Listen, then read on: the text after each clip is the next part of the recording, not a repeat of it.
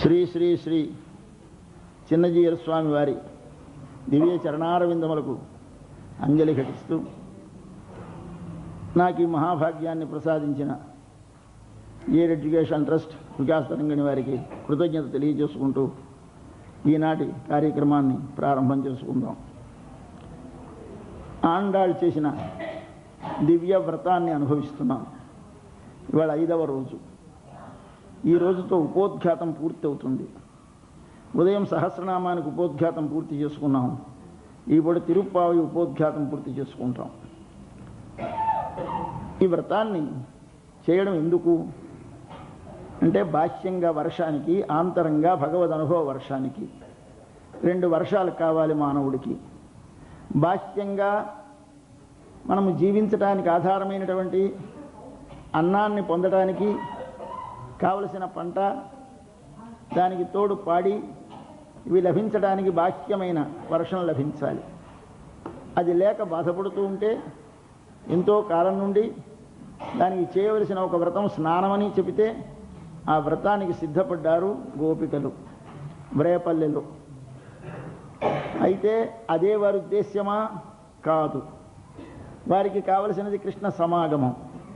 కానీ పెద్దలను తృప్తిపరచడానికి వర్షానికి వ్రతం చేస్తున్నామని ప్రారంభించారు. అయితే ఆంతరముగా ఏమి కావాలి వారికి?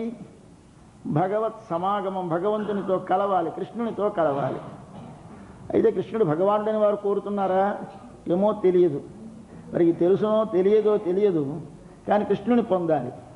అయితే స్త్రీలు పురుషుని కోరగానే కామమే అనేటువంటి భావన కలుగుతుంది. కనుక సాధారణంగా గోపికలను గురించి కృష్ణ భగవానుతో సమాగమం ఒక స్త్రీ పురుష సమాగమంగా భాషిస్తుంది.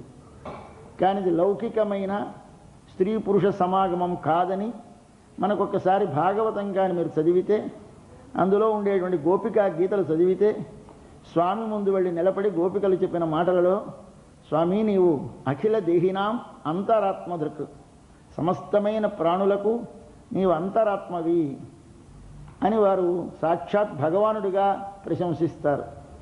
ప్రశంసించి మాకు కావలసినది నీతో కలయిక అంటారు. అయితే కలయిక అనగానే స్త్రీ పురుషుని కోరేదా? అవును. అంటే ఇక్కడ స్త్రీ అనే మాటకు అర్థం, గోపిక అనే మాటకు అర్థం ఒక బాహ్యమైనటువంటి లింగము చేత ఏర్పడిన స్త్రీ అని భావన కాదు అక్కడ. అది మనకు అర్థం కావటానికి ఒక రూపకల్పనం చేసి వారు గోపికలుగా వచ్చారు. అందుకోసమనే గోపికలు సాక్షాత్ ఉపనిషత్తులే అని, ఆ ఉపనిషత్తులే గోపికలుగా వచ్చారని మనకి ఉపనిషత్తులో ఒక ఉపనిషత్తు చెబుతుంది. గోపికలు అనేవాళ్ళు ఒక బాహ్యమైన స్త్రీ మూర్తులు కారు. వారు సాక్షాత్ భగవత్ సమాగమాన్ని పొందటానికి, భగవంతునితో చేరనిదే ఉండలేని ఆర్తి కలిగినటువంటి ఒక ఋషులు, తపశ్శాలురు. రామావతారంలో స్వామిని పొందవలని ఋషులందరూ దండకారణ్యంలో కోరి, ఆ కోరినటువంటి కోరిక అప్పుడు నెరవేరడానికి వీలు లేక దానిని తీర్చుకుందు కోసమని స్వామిని ప్రార్థిస్తే, ఆయన ఈ అవతారములో మీకు సమాగమం ప్రసాదిస్తానని, ఈ అవతారములో వారందరూ గోపికలుగా వస్తే తాను కృష్ణ పరమాత్మగా అవతరించాడు. అంచేత కృష్ణ భగవానుడు సాక్షాత్ పరమపురుషుడు. వారు కోరినది కృష్ణుణ్ణి అంటే పరమపురుషుని యొక్క సమాగమం కావాలని కోరుతున్నారు. బాహ్యముగా కావలసినది పెద్దలకు వర్షం.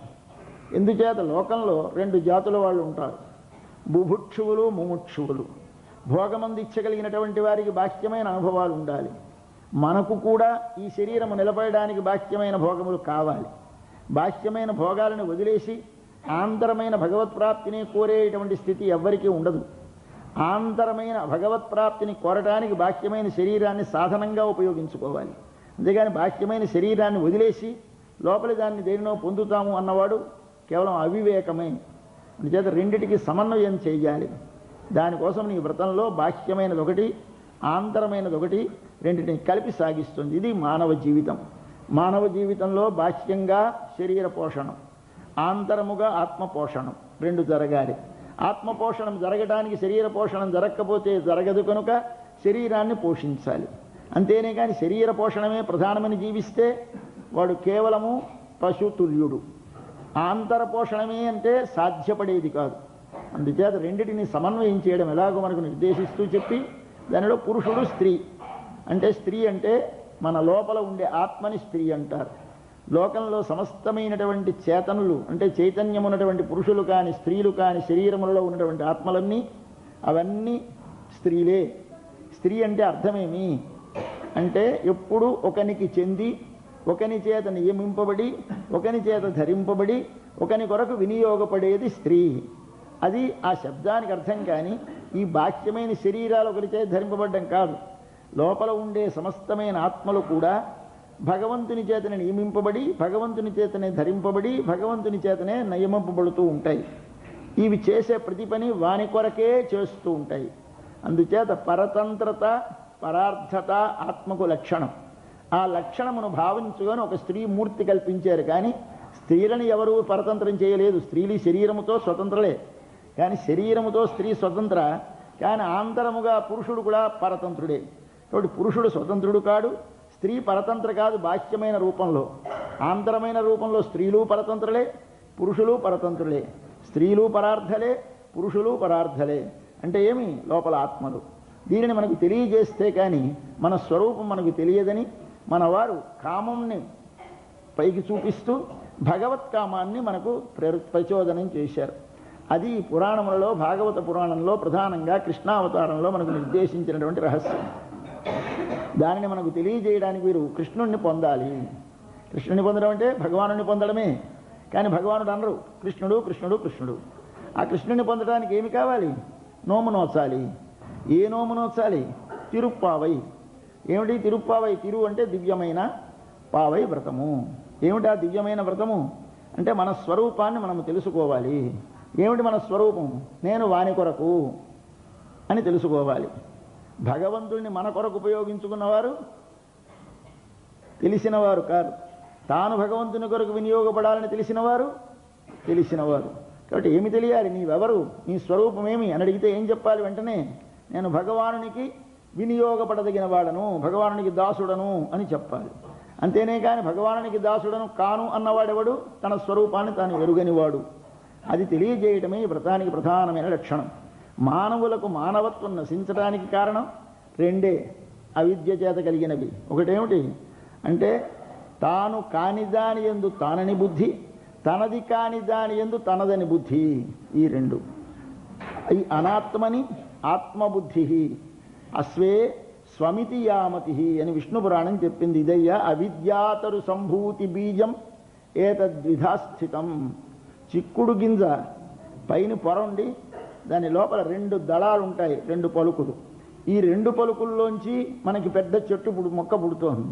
ఈ 2 దళాలు లాంటివి అవిద్య అనేవి 2 కలిసి ఉన్నాయిట.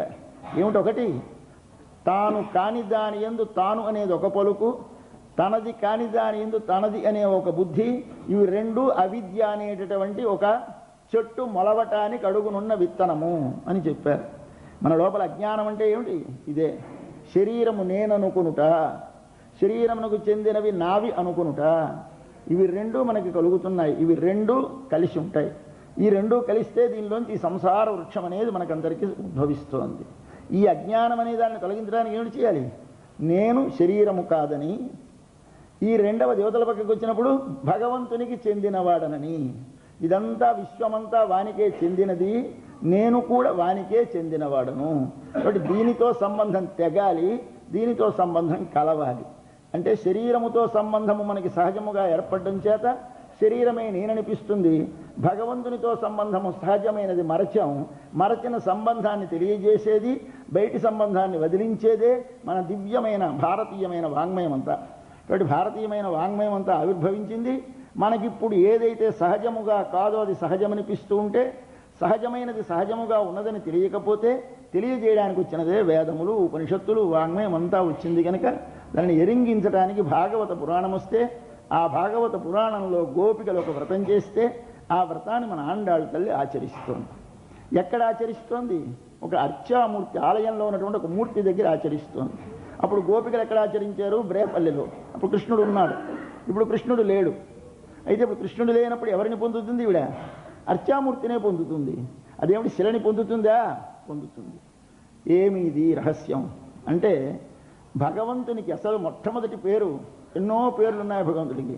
మొదటి పేరు ఏది? ఆ. ఆ అన్నది భగవంతుడికి మొదటి పేరు అన్నారు. ఐతి భగవతః నామ, భగవంతునికి మొట్టమొదటి పేరు ఆ.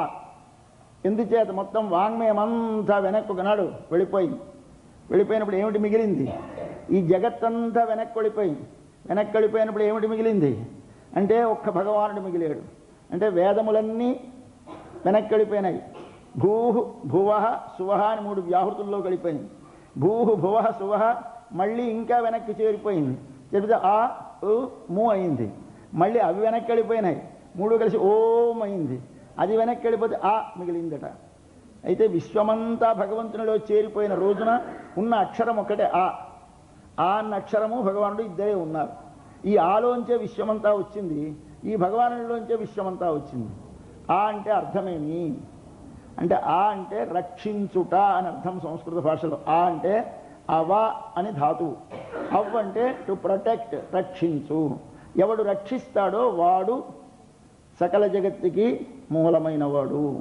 రక్షణం అంటే ఏమి అంటే రక్షణము 3 విధములు: పుట్టించుట, పెంచుట, మరల తనలో ఆపద వచ్చినప్పుడు తనలో చేర్చుకుంటా.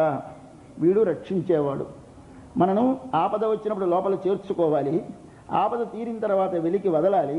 వెలికి వదిలేమని వదలక మన లోపల చేరి ఉండి కాపాడాలి. ఎవడు చేస్తున్నాడు? యతో వా ఇమాని భూతాని జాయంతే, ఎవడిలోంచి సమస్త భూతములు వస్తున్నాయో, ఏ నజాతాని జీవంతి, ఎవడి చేత జీవించుతున్నవో, మళ్ళీ దేనిలో చేరుచున్నవో అది బ్రహ్మ.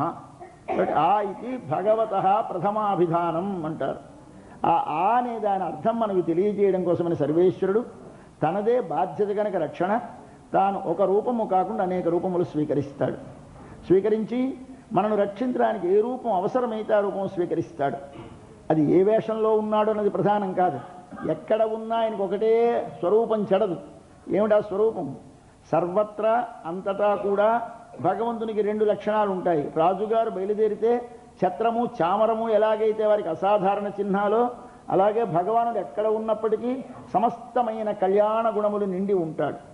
అంటే అర్థం ఏంటి? సర్వజ్ఞత్వము అంటే అన్నీ తెలుసుకునుట, సర్వశక్తిత్వము ఏదైనా చేయగలుగుట, సర్వనియామకత్వము అన్నిటినీ తాను నియమించగలుగుట, సర్వశేషిత్వము అన్నిటినీ తన కొరకే వినియోగించుకునుట, సర్వజగద్రక్షకత్వము ఇవన్నీ ఆయనకు ఉంటాయి. ఎక్కడున్నా ఉంటాయి. ఎక్కడుంటాడు ఆయన? మన రక్షణకి ఏ రూపం అవసరమైతే ఆ రూపంతో ఉంటాడు. మొట్టమొదటి అన్నిటినీ తనలోకి చేర్చుకున్నాడు. అప్పుడు ఎలాగున్నాడు ఆయన? సత్ ఉన్నాడని చెప్పడానికి తగినట్టున్నాడు. ఉన్నాడో లేడో తెలియకుండా ఉన్నాడు. ఆ స్థితిలో ఉన్నప్పుడు మనకి రక్షణ కోసమే అప్పుడున్నాడు. బదిలేడు, బయటకు వచ్చాడు. ఇప్పుడు శ్రీవైకుంఠంలో ఉన్నాడు. ఈ ముందున్నటువంటి దాని పేరు పర అంటారు. పరతత్వం, పరమాత్మ అంటూ ఉంటారు. పర అంటారు దానిని. పర అంటే సర్వజగత్తు లేనప్పుడు, సర్వజగత్తుకు అవతల, సర్వజగత్తుకి ముందు ఉన్నటువంటి ఒక రూపాన్ని పరతత్వము అంటారు. ఆ పరలోంచి మనకి అందే వేళకి రావాలి. యువతలకు వచ్చి మన రక్షణ కోసం ఏం చేశాడు స్వామి? వ్యూహములని 4 ఏర్పడ్డాడు. ఆ వ్యూహములే సంకర్షణ, ప్రద్యుమ్న, అనిరుద్ధ, వాసుదేవ అని 4 వ్యూహములు. ఇది జగద్రక్షణ కోసమని మార్చుకున్నాడు. అప్పుడు పాల సముద్రంలో ఉంటాడు. ఇంకా మనం కిందకు వచ్చేసాం. మనం కేవలం విభూతిలో ఉన్నాం. ఈ విభూతిలో ఉన్నటువంటి మనను రక్షించడానికి కావాలి. మన వంటి మనిషిగా వచ్చాడు రామ కృష్ణ. మనం అంతకంటే మామూలుగా రామకృష్ణాది రూపములలో మనం ఉన్న కాలంలో లేము. ఇప్పుడున్నాం. ఇప్పుడు ఎలాగూ మన లోపల అంతర్యామిగా ఉన్నాడు. హృదయ దేశములో వసించి ఉన్నాడు. ఇందుచేత నీవు ధ్యానము చేస్తే నీవు సరి అయినటువంటి మనసుని ఏకాగ్రముగా బాహ్య విషయముల యందు ప్రసరించకుండా ఆంతరముగా మలచి వెనుకకు మళ్లించి నీవు చూడగలిగినటువంటి శక్తిని సంపాదించి లోపల దర్శిస్తే ఈ కంటితో ప్రత్యక్షంగా కనిపించినట్టు లోపల దర్శించడానికి లోపల హృదయ దేశములో వసించి ఉన్నాడు భగవానుడు. దీనిని అంతర్యామి అంటారు. ఇంకా మరొక రూపం, అది కూడా కాదు, సాధించలేము. కానీ మనం రక్షించాలి. ఎలాగూ ఒక మూర్తిని కల్పించుకొని ఆ మూర్తిని చూడొక్కసారి. దాని యందు నీవు భావన చెయ్యి, నీకు దర్శిస్తాడు. ఒక చిన్న డాలర్ ఇస్తారు జీరస్వామి వారు. ఆ డాలర్ పెట్టుకొని పూజ చేసుకోమంటారు. ఆ డాలర్ పెట్టుకొని పూజ చేసుకుంటే ఎవరిని పూజిస్తున్నాం? స్వామి చెబుతున్న మాటలు వింటూ ఉంటే అమ్మ అని వారు ఉపన్యాసాల్లో చెబుతూ ఉంటే మనకేదో అమ్మే ఉన్నట్టు, అమ్మనే ఆరాధిస్తున్నట్టు, ఆ తల్లి పాదాలకు ఏదో పాద్యం సమర్పయామి, ఆవిడికి ఆచమనీయం అంటే ముఖానికి సమర్పించాడు. ముఖముందా, కనిపిస్తుందా? అది డాలరే. డాలర్ ఉందా, అమ్మ ఉంటుందా?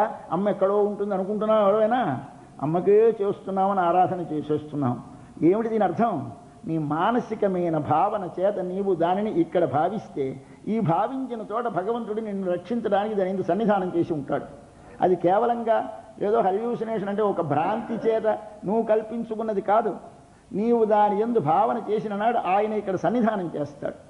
అంతేనే తప్ప నువ్వు అది కల్పించుకొని లేనిదాన్ని నువ్వు అనుకోమని కాదు అర్థం.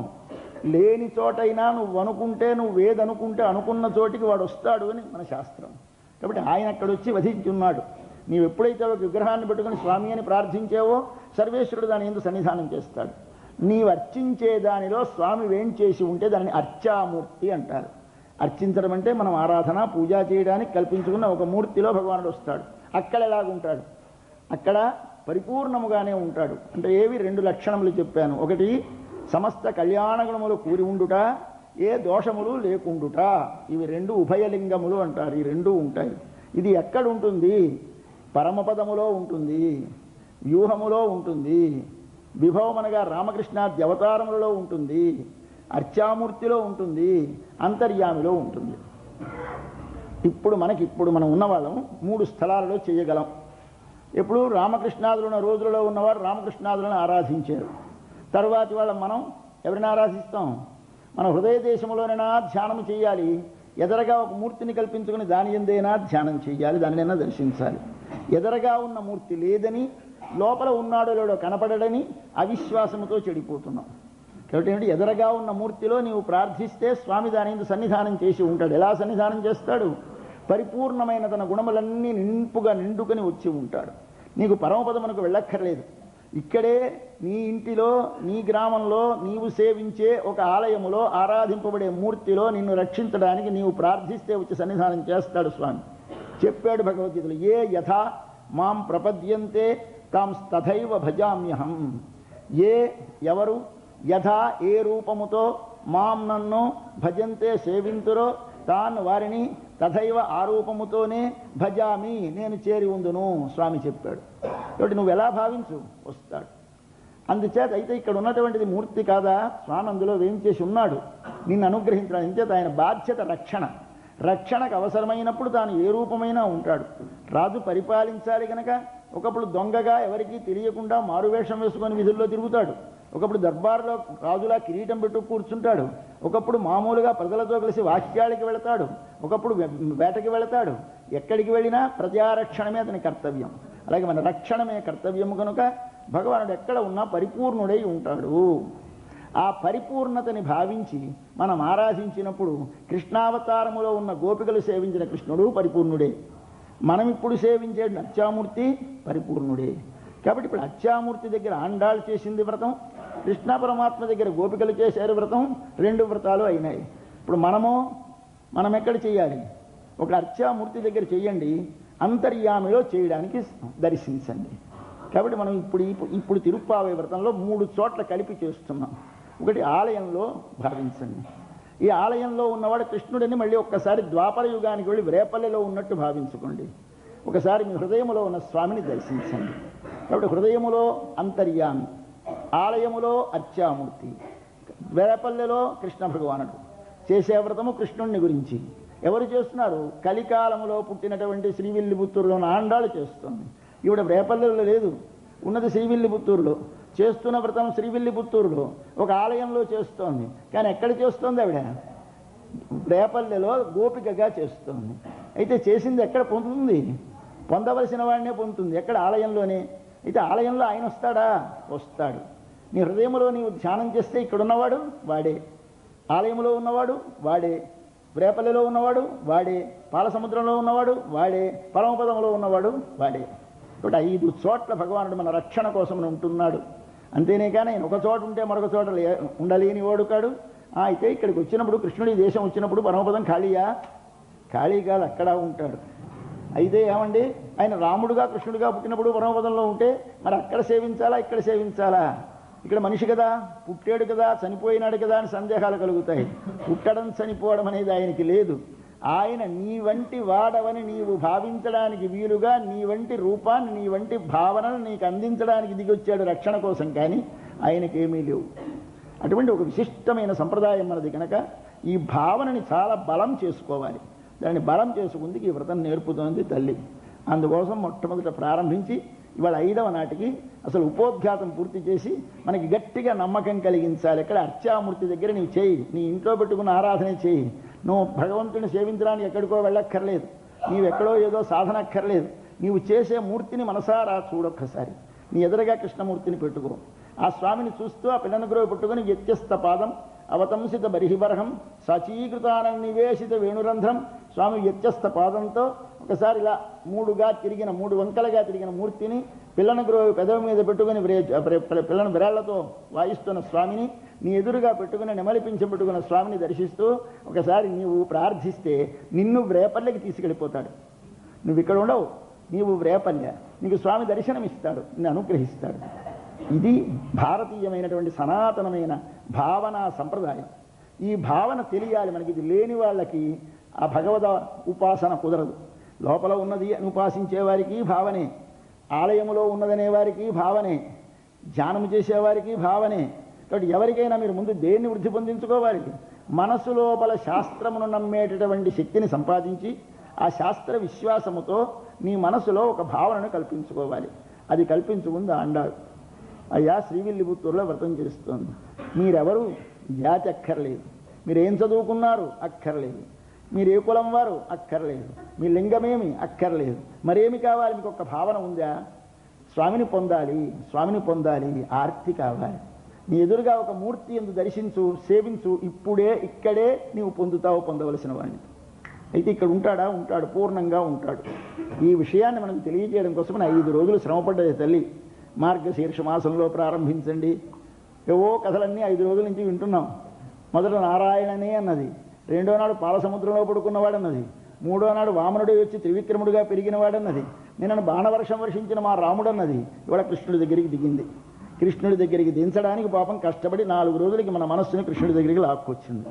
లాక్కొచ్చి కృష్ణుడు ఎవరండి, ఎక్కడున్నాడు? మా శ్రీవిల్లిపుత్తూరులో ఉన్నాడన్నది. ఆయన ఎక్కడుంటాడు? ఒక మాట చూసుకుంటే నీలోనే కనిపిస్తాడంటుంది. ఇది కథ. కాబట్టి మనం ఎక్కడ చూసినా పరిపూర్ణుడే ఉంటాడు. నీకు భావన పరిపూర్ణంగా విశ్వాసముతో భావిస్తే, విశ్వాసము లేకపోతే నీకు సాక్షాత్ నేను పరమపదంలో నాథుడు కనిపించినా ఏమిటోనండి అంటావు. ఇదే కృష్ణుడు అవతరించినటువంటి రోజులలో ఉన్న వాళ్ళల్లో ఎందరికో నమ్మకం కలగలేదు. ఎందుచేత? మరి కృష్ణుడు అవతారం చేసి స్వయంగా గోపికలను రక్షించడానికి వస్తే గోపికలకు ఒక్కళ్ళకే నమ్మకం కలిగింది, కానీ మిగిలిన వారెవ్వరూ ఆయనని పరమపురుషుడిని గుర్తించలేకపోయినారు. అందుచేత మనం మనస్సును ముందుగా ఈ 5 రోజులలోనూ పదిలపరుచుకొని మనం ఇప్పుడున్న చోటే ఉండి ఎక్కడికి వెళ్ళక్కర్లేకుండా ఒక భావన బలం చేత పొందవలసిన వాడిని ఇక్కడే పొందుతాం. మనం ఎక్కడికి వెళ్ళక్కర్లేదు. ఆ స్థితిని మనకు కల్పించడం కోసం నమ్మ ప్రయత్నించి ఇవాళ కృష్ణ భగవానుడి యొక్క సంకీర్తనం చేస్తోంది. ఇప్పటిదాకా 4 రోజుల నుంచి కృష్ణుడు చూసలేదు. ఎందుకు ఇవాళ చేస్తోంది? ఏమవసరం వచ్చింది అంటే, ఏదైనా వీరికి కోరిక భగవంతుడిని పొందడం కదా. భగవంతుడిని పొందాలి అంటే ఈ శరీరముతో ఉండగా పొందుతామా? అనేకమైన పాపములు చేసిన వాళ్ళమే పాపములు ప్రతిబంధకముగా ఉంటాయని ఉపనిషత్తులు పాపం పోగొట్టుకోవాలన్నది. ఎలా పాపం పోగొట్టుకుంటాం? ఉపనిషత్తు చెప్పింది ధర్మేణ పాపమపనుదతి. ధర్మం చెయ్యాలి అంటే నీవు చేయవలసినటువంటి కర్మలు ఆచరిస్తే ఆ కర్మల చేత మనం ఇంతకాలము భగవంతుని పొందడానికి ప్రతిబంధకముగా ఉన్నటువంటి పాపములు పోతే మనము పొందుతాం. ఉపనిషత్తు చెప్పింది ధర్మేణ పాపమపనుదతి. ధర్మం చెయ్యాలి అంటే నీవు చేయవలసినటువంటి కర్మలు ఆచరిస్తే ఆ కర్మల చేత మనం ఇంతకాలము భగవంతుని పొందడానికి ప్రతిబంధకముగా ఉన్నటువంటి పాపములు పోతే మనము పొందుతాం. ఎలా పోతాయి పాపాలు? కర్మ చెయ్యాలి. మనకు తెలుసునా కర్మ చేయడం? మనమందరం ఎవరం? సామాన్యమైన గోపికలు. జాతి చేత, సంస్కారము చేత, ఆశ్రమము చేత, అన్నిటి చేత హీనమైనటువంటి సంస్కారహీనమైన వాళ్ళం కదా. మనం పొందుతామా?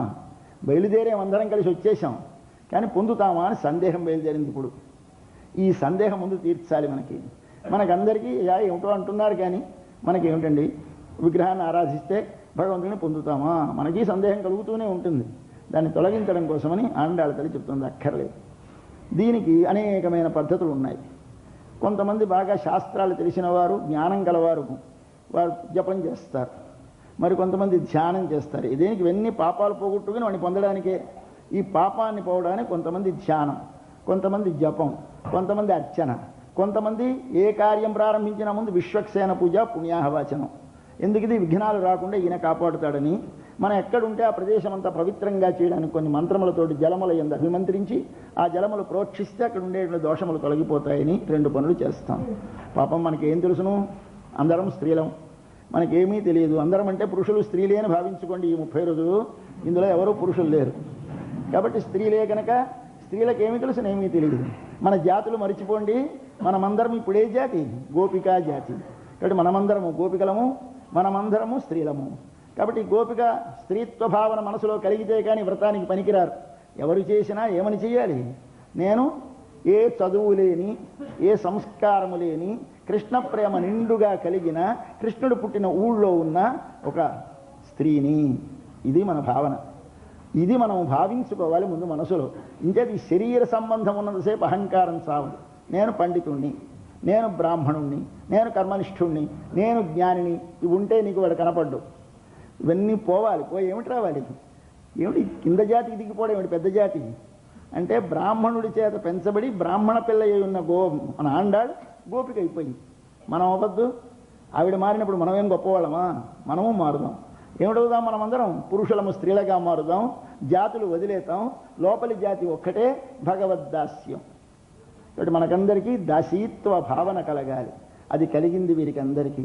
ఇప్పుడు ఆవిడ చెప్తుంది ఏమక్కర్లేదు, మనం విశ్వక్సేన పూజలు పుణ్యాహవతలు చేయలేము, మనకేం తెలియదు, మనమేం జపాలు తపస్సులు ధ్యానాలు చేయలేము, అవి మనకి తెలియవు, మరి ఏమిటి చేద్దాం, మనకెందుకు, అక్కర్లేదు. అది ఎలా కుదురుతుంది, శాస్త్రం స్పష్టంగా చెబుతోంది చెయ్యమని అని ఒక ఆవిడ వాదిస్తుంది. మరొక ఆవిడ మంచి పని కోరిక కలిగింది మంచిదే, కానీ పొందడానికి అనే విఘ్నాలు పాపాలు ఉంటాయి కనుక పాపాల ముందు పోగొట్టుకుంటే అప్పుడు పొందుతాం. ఎందుచేత పుణ్యపాపే విధూయ నిరంజన పరమం సామ్యముపైతి అంటుంది ఉపనిషత్తు. పుణ్యపాపాలు 2 ముందు దులిపేసుకోవాలట. ఎలా గుర్రం ఎలాగైతే తిరిగి ప్రయాణం చేసి వచ్చిన తర్వాత ఒక మీద నేల మీద పడి పొర్లితే అశ్వై వరోమాణి విధూయ, గుర్రం వెంట్రుకలు రాలి చేసినట్టుగా మన పాపాలను మనం రాలి చేసుకుంటే కానీ భగవంతుని పొందాం. అయితే ఎలా పోసుకుంటాం, మనం పోగొట్టుకోగలం మన పాపాలు, పోగొట్టుకుంటే అంటుకుంటూ ఉంటాయి మనకి.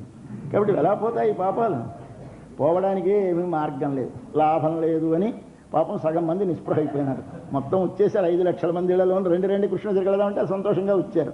వచ్చేసరికి పెద్ద డిస్కషన్ ప్రారంభమైంది ఈ పిల్లల్లో.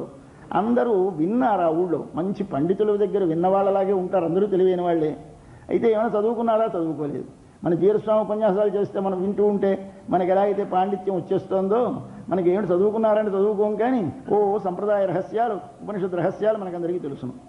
అలాగే అక్కడ పిల్లలు కూడా విన్నారు బాగా. విని కృష్ణుడు భగవానుడు వాళ్ళకి తెలుసును, పొందడం సులభం తెలిసింది. కానీ పొందడానికి పాపం అడ్డు బెంగ పుట్టుకుంది. ఎలా పొందుతాం, పాపం పోవడం ఎలాగూ అంటే ఒక్కొక్కళ్ళు ఒక్కొక్క రకంగా చెప్పారు. ఈ కోరిక మంచిది కలిగిన మంచి కోరిక కూడా ప్రతిబంధకాలు చాలా ఎక్కువ ఉంటాయి, వాటిని పోగొట్టుకోవాలి అని కథలు చెప్పారు. కొందరు ఉపన్యాసాలు చేశారు, కొందరు ఈ మహిళలే, అందరం మనం చెప్పుకుంటున్నాం వాళ్ళతో ఒకడం. ఏమిటయా పెద్ద పెద్ద వాళ్ళు తలంచిన పనులు అవ్వలేదు, మన్నం తలపించిన పనులు ఏమిటి అవుతాయి. ఆనాడు దశరథ చక్రవర్తి కొడుకు పట్టాభిషేకం చేయాలంటే అయిందా, పెద్ద మహానుభావుడైనా అదే విఘ్నం వచ్చినప్పుడు మనమే మాత్రం వాళ్ళం పొందలేమన్నారు ఒక నిరాశ. మరొకళ్ళు ఏమి జరగదండి, ముందు ఇవన్నీ తొలగించుకుందుకు ప్రయత్నం చేయాలి అంటే అక్కర్లేదయా, భగవంతుని దర్శిస్తే పాపాలు అవే పోతాయని ఉపనిషత్తుతో చెప్పింది ఒక ఆవిడ. ఏమక్కర్లేదు, ఆయన దర్శనం చేస్తే చూడగానే ఏమిటవుతుంది, భిద్యతే హృదయ గ్రంథి, నీ లోపల ఈ హృదయములో ఆత్మకి శరీరముతో టాకా వేసి ముడిపెట్టేటటువంటిది ఒకటి ఉంది. గ్రంథి అంటే ముడి. ఈ ఆత్మని శరీరాన్ని ముడిపెట్టే దాని పేరు అహంకారం అంటారు. అహంకారం అనే గ్రంథి బద్దలవ్వాలి, ఆ ముడి విడాలి. ఆ ముడి విడితే కానీ దీంతో ఇది వేరవదు. కలిసి ఉన్నాం ఇప్పుడు మనందరం, పెద్ద ముడి వేసి ఉంది. ఏమిటా ముడి పేరు, అహంకారం. అహంకారం అనే ముడితోటి శరీరమునకు ఆత్మ ముడివేయబడి ఉన్నది. ఈ ముడి బద్దలవ్వాలి. బద్దలైతే అప్పుడు ఏమిటవుతుంది, ఒకసారి శరీరంతో మనం వేరవుతాం. కాబట్టి తాడుతో కట్టేస్తే అలా విడిపించుకోలేము. అలాగే అహంకారం అనే తాడుతో శరీరమునకు ఆత్మ బంధింపబడ్డది కనుక విడిపోవాలి. ఎలా విడుతుంది, భిద్యతే హృదయ గ్రంథి, అది బద్దలైపోతుంది. ఛిద్యంతే సర్వ సంశయా, ఇప్పుడు మనకందరికీ సంశయాలు ఏమిటున్నాయి, ఏమిటో ఉన్నాడో లేడో, పొందుతానో పొందనో, నాకేమి సాధనం ఉంది, నేను పొందేదేమిటి, ఎన్ని సందేహాలు మనకి. ఇవన్నీ ఛిద్యంతే, తెగిపోతాయిట. భిద్యతే హృదయ గ్రంథి, ఛిద్యంతే సర్వ సంశయా, క్షీయంతే చాస్య కర్మాణి, ఇంతకాలం మనకు అడ్డినటువంటి పాపాలన్నీ ఒక్కసారి కృంగిపోతాయిట. ఎప్పుడూ అక్కడుంది ప్రశ్న. తస్మిన్ దృష్టే, ఆయన కనపడితే పోతే కానీ కనపడ్డు, కనపడితే కానీ పోవు. వెర్రి కుదిరితే కానీ పెళ్లి కాదు, పెళ్లి అయితే కానీ వెర్రి కుదరదు. ఇదేమి శాస్త్రం? ఇదే ఇద నియమం. అయితే మనం ఎలా పొందుతాం? దృష్టే చూస్తే పోతాడు, నిజమే. చూడడం ఎలాగో? చూడడం కుదరదు కదా అని అడ్డు చెప్పారు మళ్ళీ కొంతమంది. చెబితే దృష్టే అంటే మనం వాడిని చూడడం కాదు, వాడు మనని చూస్తాడన్నారట మరో ఉపనిషత్తులో. నువ్వు వాడిని చూడవు, వాడే నీకు తన దర్శనం ఇస్తాడు. ఎప్పుడు ఇస్తాడు? వెర్రి ప్రేమ ప్రేమిస్తే. ఎంత ప్రేమ ప్రేమించాలి? ఎంత ప్రేమ అండి ఆ వారికి మీ మీద అని భగవంతుడిని అడిగితే నేను చెప్పలేనయ్యా అంటాట. ఎక్కడన్నాడు? భగవద్గీతలో అన్నాడు.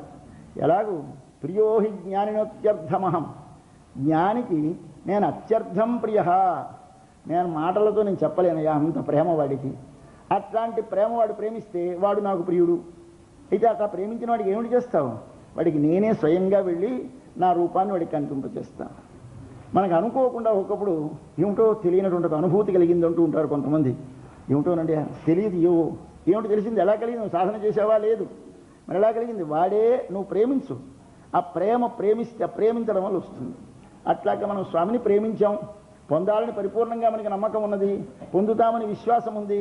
కాబట్టి మనం అందరం ప్రేమించాం. మన ప్రేమ వాడిని క్షణకాలము చూడకపోతే బ్రతకలేనటంత ప్రేమ కలిగింది కనుక ప్రేమ కలిగిన వాడిని తాను ప్రేమించి తానే వచ్చి తనే దర్శనమిస్తానని ఉపనిషత్తులో చెప్పాడు కనుక ఆయన దర్శనమిస్తాడు. పర్వాలేదు. అయితే ఈ పాపాలు ఏమిటవుతాయి? ఎప్పుడు ఆయన దర్శనం ఇచ్చాడో ఈ పాపాలు పోతాయిట అని ఉపనిషత్తు మళ్ళీ చెప్పింది. వీళ్ళందరూ ఉపనిషత్తులు వినవాళ్ళు అలాగే ఉంటారు. మన జీవస్వామి ఉపన్యాసాలు విన్నవాళ్ళు వీళ్ళందరూ వాళ్ళు చెప్తున్నారు. ఏమిటయ్యా అందులో ఉంది అంటే 2 రకాల పాపాలు ఉన్నాయట మనకి. ఇప్పుడు మనం ఉన్నామే, ఇప్పుడున్న అనుభవిస్తున్న పాపం ఒక పాపం. మనకు పాపం అన్నది కొన్ని అనాది జన్మలు. మనకి ఎప్పటి నుంచి పుడుతున్నామో తెలియదు. ఎప్పుడండి మీ జన్మలు ప్రారంభమైనాయంటే మొదలు తెలియదు అన్నారు మన పెద్దలు. ఎప్పుడు అంతమైపోతుందో తెలుస్తుంది. ఇవాళ ఎప్పుడైతే స్వామి మన వైపు చూశాడో చూడగానే పోయినాయి పాపాలు. కానీ వెనక ఎప్పటి నుంచి మీ పాపాలు ఏమో తెలియదు, అనాది. ఈ అనాది అయిన పాపము చేత జన్మ వచ్చింది. ఈ జన్మలలో మనం ఎన్ని జన్మలలో ఎన్ని రకరకాల కర్మలు చేస్తూ ఉంటాం. ఈ కర్మలన్నీ ఎప్పటికప్పుడు అనుభవించాం, స్టోర్ చేస్తూ ఉంటాడు భగవంతుడు. ఇవన్నీ ఒక చిట్టాలు చేరుస్తాడు. వీటి పేరు సంచిత పాపములు అంటారు. సంచితం అంటే కూడబెట్టిన, మామూలుగా డిపాజిట్ చేసినటువంటి మనకి బ్యాంకులో డిపాజిట్ లాగా డిపాజిటెడ్, ఇవన్నీ డిపాజిట్ చేయబడి ఉంటాయి. అందులోంచి చూస్తాడు ఆయన. వీళ్ళకి ఒక వారానికో నెలలకో ఖర్చుకి బ్యాంకులోంచి మనం విత్డ్రా చేసినట్టు భగవానుడు మన పాపాలు పుణ్యాలు లెక్కబెట్టి ఆ పుణ్యాలు పాపాల నుంచి కొన్ని విత్డ్రా చేసి మనకి ఖర్చుకి ఇస్తాడు. ఆ ఇచ్చిన దాంతో ఈ శరీరం ఇస్తాడు. కాబట్టి ఈ శరీరంలో మనం ఖర్చు పెట్టుకుంది కొన్ని పాపాలు పుణ్యాలు పట్టుకు వచ్చాం. అవి అయ్యేదాకా ఇక్కడ ఉంటాం, అవి అయిపోతే వెళ్ళిపోతాం. ఎక్కడికైనా వెళతాం అనుకోని డబ్బు పట్టుకొని అక్కడ బ్యాంకులో కొంత డబ్బు పట్టుకొని డిపాజిట్ చేస్తాం. అవులో ఇన్నాళ్ళు ఉన్నాలనుకుంటాం. వాడికి హోటల్ వారికో ఎవరికో డబ్బు ఇచ్చేస్తాం. వాడు మనకి ఇస్తూ ఉంటాడు, చెప్తూ ఉంటాడు, ఇంత అకౌంట్ ఉంది, ఇంత ఉంది, ఇంత బ్యాలెన్స్ అయిపోగానే వెళ్ళిపోవాల్సిందే. మరి అక్కడ వాడు ఉంచుతాడు, వాడికి గది ఇవ్వడు, తీసేస్తాడు. అలాగే మనకు కూడా సర్వేశ్వరుడు ఈ శరీరాన్ని తీసేస్తాడు. ఈ సంచిత పాపంలో కొంత భాగం తీసి మనకు అలాట్ చేసిన దాని పేరు ప్రారబ్ధము అంటారు. ఇంతకుముందు సంచితం, అందులో ఇంకా చాలా ఉంది. అందులోంచి మనకి ఈ జన్మకి అలాట్ చేసిన దాని పేరు ప్రారబ్ధం. ఈ ప్రారబ్ధం మనకి చెయ్యమన్నప్పుడు ఎలా చెయ్యాలో శాస్త్రం చెప్పాడు స్వామి. అయ్యా నీకు మళ్ళీ జన్మలో ఏమీ అంటకుండా మళ్ళీ దీంతో పెట్టుబడి పెడుతున్నాం. ఈ పెట్టుబడి వల్ల సంపాదించేది భవిష్యత్తులో మనకు అనుభవించకుండా పెట్టుబడి పెట్టుకోవాలి. ఇది మనం చేస్తాం. కొన్ని చెడు పనులకు ఆ డబ్బును ఉపయోగిస్తాం. దానివల్ల ఎన్నో రిపర్కషన్స్. కొన్ని మంచి పనులకి దేవాలయం కట్టించి పెద్దలకి సేవించి ఏవో తీర్థయాత్రలు ఖర్చు పెడతాం. దాంతో మంచి ఫలం వస్తుంది. చెడు పని చేస్తాం, చెడు వస్తుంది. ఈ డబ్బు ఉపయోగించుకోవడం 2 రకాల ఉపయోగించవచ్చు. ఒక రకంగా ఉపయోగిస్తే సుఖం వస్తుంది, ఒక రకంగా ఉపయోగిస్తే దుఃఖం వస్తుంది. కాబట్టి ఇప్పుడు మనం చేసే పనులను నువ్వు చెయ్యి కర్మ, కానీ చేసేదాన్ని ఒక్క మాట చెప్తాను, అలా చెయ్యి. ఎలా చేయాలి? సంగం త్యక్త్వ, చెయ్యడం మానద్దు. చేస్తున్నప్పుడు నేను చేస్తున్నాను అనుకోకు, నువ్వు చెయ్యలేదు, నేను లోపల నుండి చేయిస్తున్నాను. పాపం నీకు తెలియక నేను అనుకుంటున్నావు. కాబట్టి నువ్వు కాదు అని జ్ఞాపకం పెట్టుకో, చెయ్యి. అది మస్తవాన మనసు లోపల పూసుకోకుండా ఉండేలా చెయ్యి అని 3 నియమాలు చెప్పాడు. చెప్పి కర్మ చెయ్యమన్నాడు. దానినే కర్మయోగం అన్నారు. అట్లా చేస్తే ఏమవుతుంది? ఈ కర్మ మనకి ఇది ఇప్పుడు చేసినా ముందుకి దీని పంట పండదు, ఇది ఇక్కడితో అయిపోతుంది. కాబట్టి మళ్ళీ వచ్చే జన్మలలో అనుభవించడానికి ఈ పెట్టుబడి వల్ల ఏమీ రాకుండా కర్మ చేయడం నేర్చుకోవాలి. అలా తెలియక చేస్తే వచ్చే పాపాల పేరు ఆగామి అంటారు. సంచితము, ప్రారబ్ధము, ఆగామి అని 3 పాపాలు మనకు పెట్టారు. ఈ పెడితే మనం ఆ 3 పాపాల్లోనూ ఒక పాపం అనుభవించే తీరాలి. ప్రారంభం అంటే ఇప్పుడు మనకి అలాట్ చేసేసిన పాపం ఉందే, అది అయ్యేదాకా ఈ శరీరం అన్ని వదలదు. మీరు ఎంత యోగాభ్యాసం చేసినా పోదు, ఎంత జ్ఞానం కలిగినా పోదు, భక్తి కలిగినా పోదు, ఏమి చేసినా అది ఖర్చు అయ్యేదాకా ఇక్కడ ఇందులో ఉండవలసిందే. ఇప్పుడు ప్రారంభం అనుభవించి తీరాలి. వెనకది ముందుది మాత్రం పోగొట్టుకోవచ్చు. ఎలా పోతాయి? వాడు కనపడగానే పోతాయి. వాడు కనపడగానే వెనకదంతా ఏమైపోతుంది అంటే యథా ఇషీకతూలం అగ్నౌ ప్రోతం ప్రదూయేత. పెద్ద దూది రాసి పెట్టి దాంట్లో ఒక్క నిప్పుకణం వేస్తే అంత దూది ఎలా భస్మమైపోతుందో, అలాగే భగవద్ దర్శనం అనే అగ్నిహోత్రం మీకు ఒక్కసారి కానీ నువ్వు వెర్రి ప్రేమించి స్వామిని చూడకపోతే బ్రతకలేనని ఆర్తి కలిగితే, ఒకనాడు నీకు తెలియకుండా ఏదో ఒక దివ్యమైనటువంటి అనుభూతి కలిగితే, ఆ అనుభవంలో దర్శనానికి వెళ్ళేసరికి, స్వామి సన్నిధికి వెళ్ళేసరికి నీకు ఏమిటో తెలియని ఒక అనుభవం కలుగుతుంది. ఒకనాడు ఒక మహాపురుషుల యొక్క దర్శనంలో వారి మాటలలో నీకు ఏదో విచిత్రమైనటువంటి లోపల భావన కలుగుతుంది. వెంటనే విచ్చిపోతుంది. వెనక పాపమంతా కాలిపోతుంది. ముందు రాబోయే పాపం ఏమిటవుతుంది? ఆ పాపమంతా తామరాకు మీద నీటి బొట్టు వేస్తే ఎలా అంటదో అలాగే అంటకుండా జారిపోతుంది. కాబట్టి ఉపనిషత్తులలో చెప్పింది దానినే బ్రహ్మసూత్రాలలో చెప్పారు. మన ఆండాళ్ళు తల్లి చెప్తుంది ఇవాళ. ఏమిటి కావాలి మనకి? వాడు కనపడాలి. కనపడితే ఏమిటవుతాయి? పాతవి పోతాయి, రాబోయేవి పోతాయి. రెండూ పోయినాయి. మరి ఇది అనుభవించి తీరాలి. ఇది మాత్రం అనుభవించాం. ఇది అనుభవించేటప్పుడు ఎలా అనుభవించాలి? దుఃఖాన్ని కూడా సుఖంగా అనుభవించాలి. అదేమిటండి దుఃఖాన్ని సుఖంగా అనుభవించగలమా ఎవరైనా? అంటే అనుభవించగలం. మనకి ఇవాళ భోజనం రాదు అని శాస్త్రం అక్కడ ఉంది. మన కర్మ వల్ల ఇవాళ మనకి సాపాట్లేదు. అయ్యా జియ్యం గారి కోసమని అవళ పొద్దు నుంచి రాత్రి దాకా సాపాట్లు కూడా నిరీక్షణ చూస్తూ కూర్చున్నాం. అది దుఃఖం అవుతుందా సుఖం అవుతుందా? స్వామిస్తారు. పొద్దు నుంచి ఎండలో నిలబడ్డారు మీరందరూ, సాపాటు లేదు. రాత్రి 12 గంటలకు వచ్చారు. కళ్యాణం, స్వామి ఏం చేస్తారని కూర్చున్నాం. ఎప్పటికీ రారు. ఏమిటిది? దుఃఖమా సుఖమా? సుఖంగా దుఃఖాన్ని అనుభవించాం. అలాగే మన వాళ్ళు ఎవడో వస్తారు. స్టేషన్కి వెళ్ళాం. స్టేషన్కి వెళ్ళి కూర్చున్నాం. ట్రైన్ గంట లేటు, 2 గంటలు లేటు, 6 గంటలు లేటు, 8 గంటలు లేటు, వెళ్ళడానికి వెళ్ళేది, ఇంటికి వెళ్ళడానికి వెళ్ళి అక్కడ కూర్చోక తప్పదు. నీ ఎక్కడో ఒకసారి బంధింపబడి ఉండాలి. ఆ బంధింపబడి ఉండేటువంటి బంధాన్ని అనుభవింపజేసేశాడు, సుఖంగా అనుభవింపజేసాడు. కాబట్టి నీవు దుఃఖాన్ని సుఖంగా అనుభవించడం నేర్చుకోవాలి ఈ జన్మలో ఉండగా. అలా అనుభవిస్తాం. భగవంతుని యొక్క అనుగ్రహం ఉంటే నీకు ప్రారంధం కూడా సుఖంగానే సాగిపోతుంది. కాబట్టి సుఖ ప్రారంధం అంటూ ఉంటారు మన వాళ్ళు. కొన్ని మాటలు ఉన్నాయి మనకు అలవాటు, సుఖ ప్రారంధం అంటూ ఉంటారు. సుఖ ప్రారంధం ఏమిటండి అంటే ఏదోనండి సంసారంలో ఉన్నాం. ఎలా ఉన్నారంటే చాలా హాయిగానే ఉన్నారు. పిల్లవాళ్ళు బాగున్నారు, అంతా బాగున్నారు, ఇల్లు అన్నీ బాగున్నాయి. అంటే బాగున్నాయంటే సుఖంగా ఉన్నామా? లేదు, సుఖం కాదు అది. కానీ సుఖంలా ఉంది. ఇంకేదో వాడిని నమ్మినవాడు కనుక, వాడిని నమ్మిన వాడికి ఏది ఇంట్లో ఉన్నవన్నీ అనుభవానికి రావు, సుఖంగానే ఉంటాడు. అటువంటి స్థితితో అనుభవించాలిట. ఈ విధమైనటువంటి దీన్ని కల్పించిన తర్వాత మనకి ఏమి ఉండదు కనుక స్వామిని ప్రార్థించడం అంటే ప్రేమిస్తే, ప్రార్థించడం కాదు ప్రేమించాలి. ప్రేమిస్తే ఆ ప్రేమకి స్వామి పరవశమయ్యి వాడే మనకాయన కనపడడానికి అడ్డముగా ఉన్న పాపములను తొలగించేసి మనం వాడిని చూస్తాం. అంటే మనం తొలగించగలం ఆ పాపాలు. చీకటి పడ్డది రాత్రి, వెలుగు కావాలి మనకి, సూర్యుడు రావాలి. ఎవరైనా తెప్పించగలరా? మళ్ళీ చీకటి పోవాలంటే సూర్యుడే రావాలి, చీకటి పోవాలి. కాబట్టి మన పాపాలు పోవడానికి మన ప్రయత్నమా? సూర్యుడు వస్తే చీకటి పోయినట్టు, ఆయన కనిపిస్తే పోతాయి. ఆయన కనిపించాలంటే చీకటి పోవాలంటే నువ్వు పోగొట్టుకోవాలని అర్థం కాదు. వాడు వచ్చి పోవాలి. వాడు వచ్చి పోవడానికి నువ్వేమిటి చేయాలి? ఆ కాలానికి నిరీక్షిస్తూ ప్రేమతో కావాలని ఆర్తిపడాలి. కాబట్టి భగవంతుని గురించి ఏమి కావాలి? ప్రేమతో ఏమి చేయాలి? నామాన్ని స్మరించాం అంతే. దీనికంటే మనకి శక్తి లేదు. మనమందరం సామాన్యులం కనుక మనకి జపం కాదు, యజ్ఞం కాదు, ధ్యానం కాదు, మరేమిటి కావాలి? నామ సంకీర్తనం చేద్దాం. నామ సంకీర్తనం చేస్తే అంత ఫలం వస్తుందా? ఆడవాళ్ళం కామా మనమందరం? మన ఆడది ఉపదేశించింది మీకు తెలియదా? ఎవరు ఉపదేశించారు? మన స్త్రీ ద్రౌపదీదేవి ఉపదేశించింది. నిండు సభలో తమ భర్తలందరూ ఏమి చేత కాకుండా కూర్చుంటే వాడు వస్త్రాపహరణం చేస్తూ ఉంటే ఏం చేసింది మన తల్లి? గోవిందా అని కేకేసింది. కేకేస్తే ఎవరు వచ్చారు? కృష్ణుడు వచ్చాడా? వస్త్రాలు వచ్చాయి. ఎలా వచ్చి? కృష్ణుడు ప్రసాదిస్తాడు. కాబట్టి భగవంతుని కంటే భగవన్ నామం గొప్పదని, ఆ నామాన్ని మనం స్మరిస్తే ఎంతటి ప్రతిబంధకమైన ఎంత ఆపదైనా విచ్చిపోతుందని ఒకసారి మనకి చెప్పారు కదా. ఒకసారి ద్రౌపదికి చెప్పారట వచ్చి వశిష్ఠ మహర్షి, అమ్మా ఎప్పుడైనా మహత్యాపది సంప్రాప్తే స్మర్తవ్యో భగవాన్ హరి. అమ్మ ఎక్కువ ఆపద ఎప్పుడైనా వస్తే హరి హరి అని ధ్యానించవమ్మా, పోతాయని చెప్పారట. ఇంకేదో మనం ఏం చేయాలి? మనసారా ప్రేమతో కృష్ణ నామాన్ని ఉచ్చరిస్తాం. ఉచ్చరిస్తే మనకే ప్రతిబంధకం ఉండదు. తప్పకుండా కృష్ణుని చేరతాం. కృష్ణుడు దర్శనమిస్తాడు, అడ్డములు తొలగిపోతాయి, దర్శనమవుతుంది, పొందుతాం అని ధైర్యం తెచ్చుకున్నారు. చివరికి అందరూ కలిసి నిర్ణయం చేసుకుని ఇవాళ ఏమిటి చేయాలి మనం? జపమా కాదు, పుష్యక్షేణ పూజ కాదు, పుణ్యాహవచనమా కాదు, మంత్ర జపమా కాదు. అంటే మనం అందరం బెంగపెట్టుకొని ఏమిటంటే గ్రహదోషాలు ఉన్నాయట, ఏమిటి చేస్తే పోతుందండి, మా ఇంట్లో ఏమిటో దయ్యా ఏమిటి చేస్తే పోతుంది, ఎన్నో ప్రశ్నలు అడుగుతూ ఉంటారు. జీవితం అందరికీ సహస్రనామం ఇస్తూ ఉంటారు. ఆయన సహస్రనామం మీద అనేక మంగళాశాసనములు రాసి సహస్రనామం పుస్తకం ఇస్తారు, చదువుకోండి. ఏ మనకి నమ్మకం ఉంటుంది, సహస్రనామం పెడితే పోతుంది అంటే సహస్రం, అంతకంటే ఆయన ఏమి ఇవ్వరు మీకు. సహస్రనామం మరి ఆయనకి భస్మం ఇవ్వడం ఇలాంటి హాట్ హూట్ అనరు. అదే సహస్రనామమే ఇస్తారు. ఏమిటి సహస్రనామంలో ఉంది అంటే భగవన్ నామం చేస్తే, భగవద్గుణములు నీకు భాషిస్తే, భగవద్గుణ అనుభవం నీ మనస్సులో కలిగితే, ప్రేమతో నిండా విశ్వం విష్ణు వషట్కార అంటూ ఉంటే అవి పోతాయండి. కాబట్టి పాపములు పోవటానికి, ఆపదలు పోవడానికి నీ ప్రయత్నం అక్కర్లేదు. ఏమిటి చేయాలి మరి వాటికి? నామం.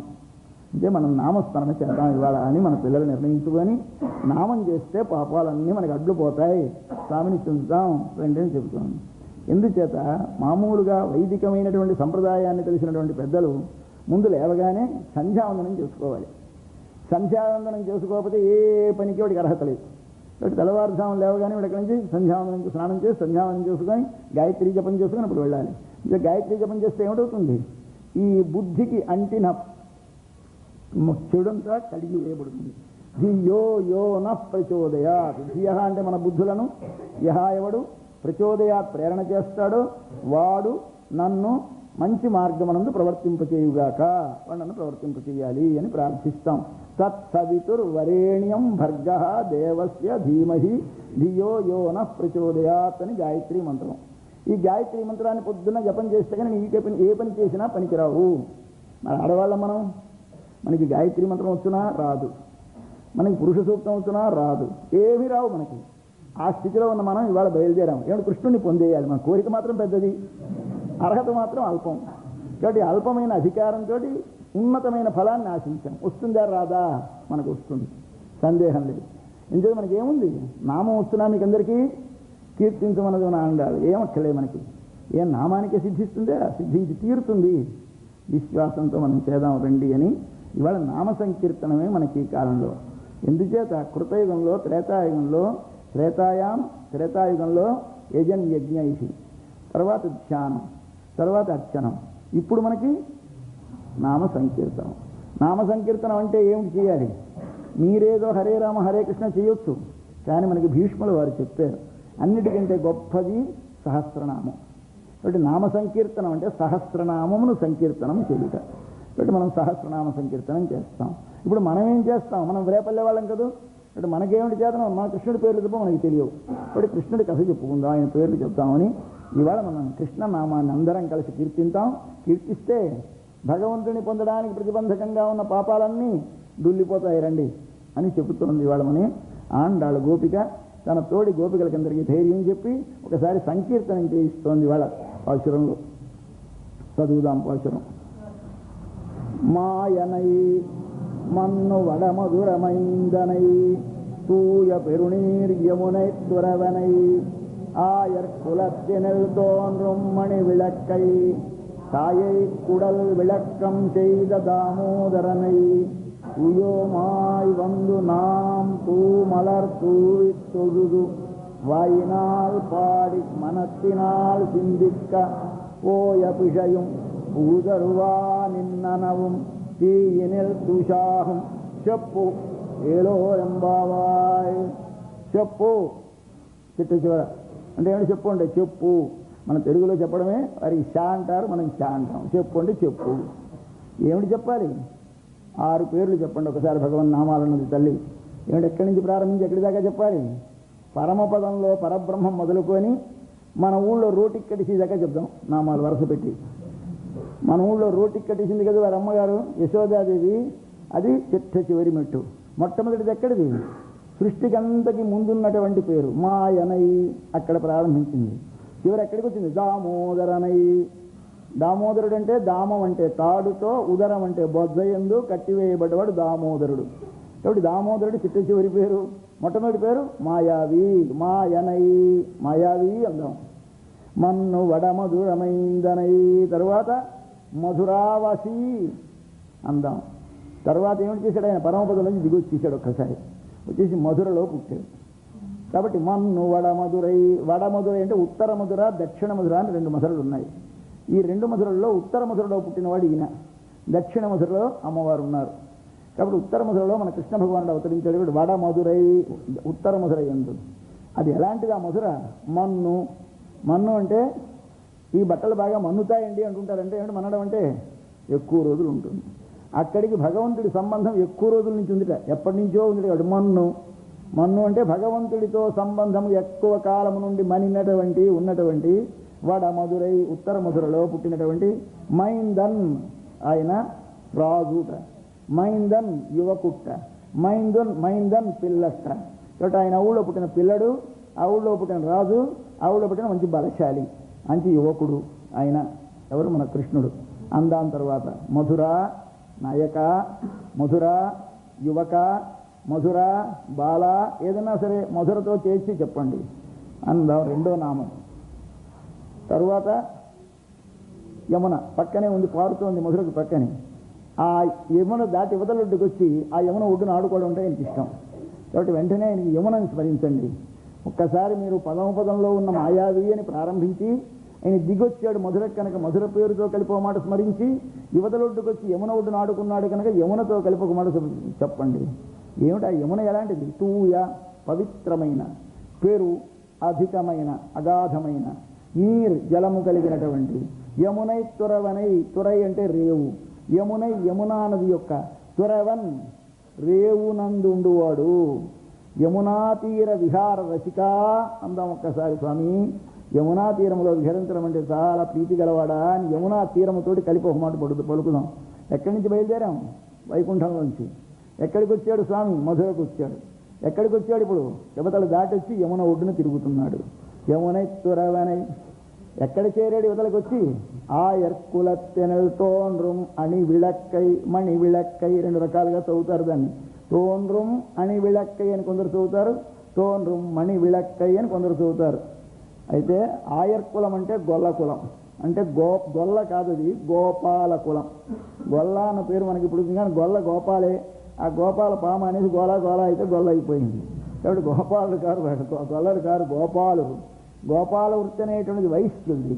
ఆ వైశ్యులు ఆనాడు ఒక్కొక్క వృత్తిని బట్టి పేర్లు పెట్టుకున్నారు ఆ రోజుల్లో. వాళ్ళు చేసే పనిని బట్టి వాళ్ళకి పేరు.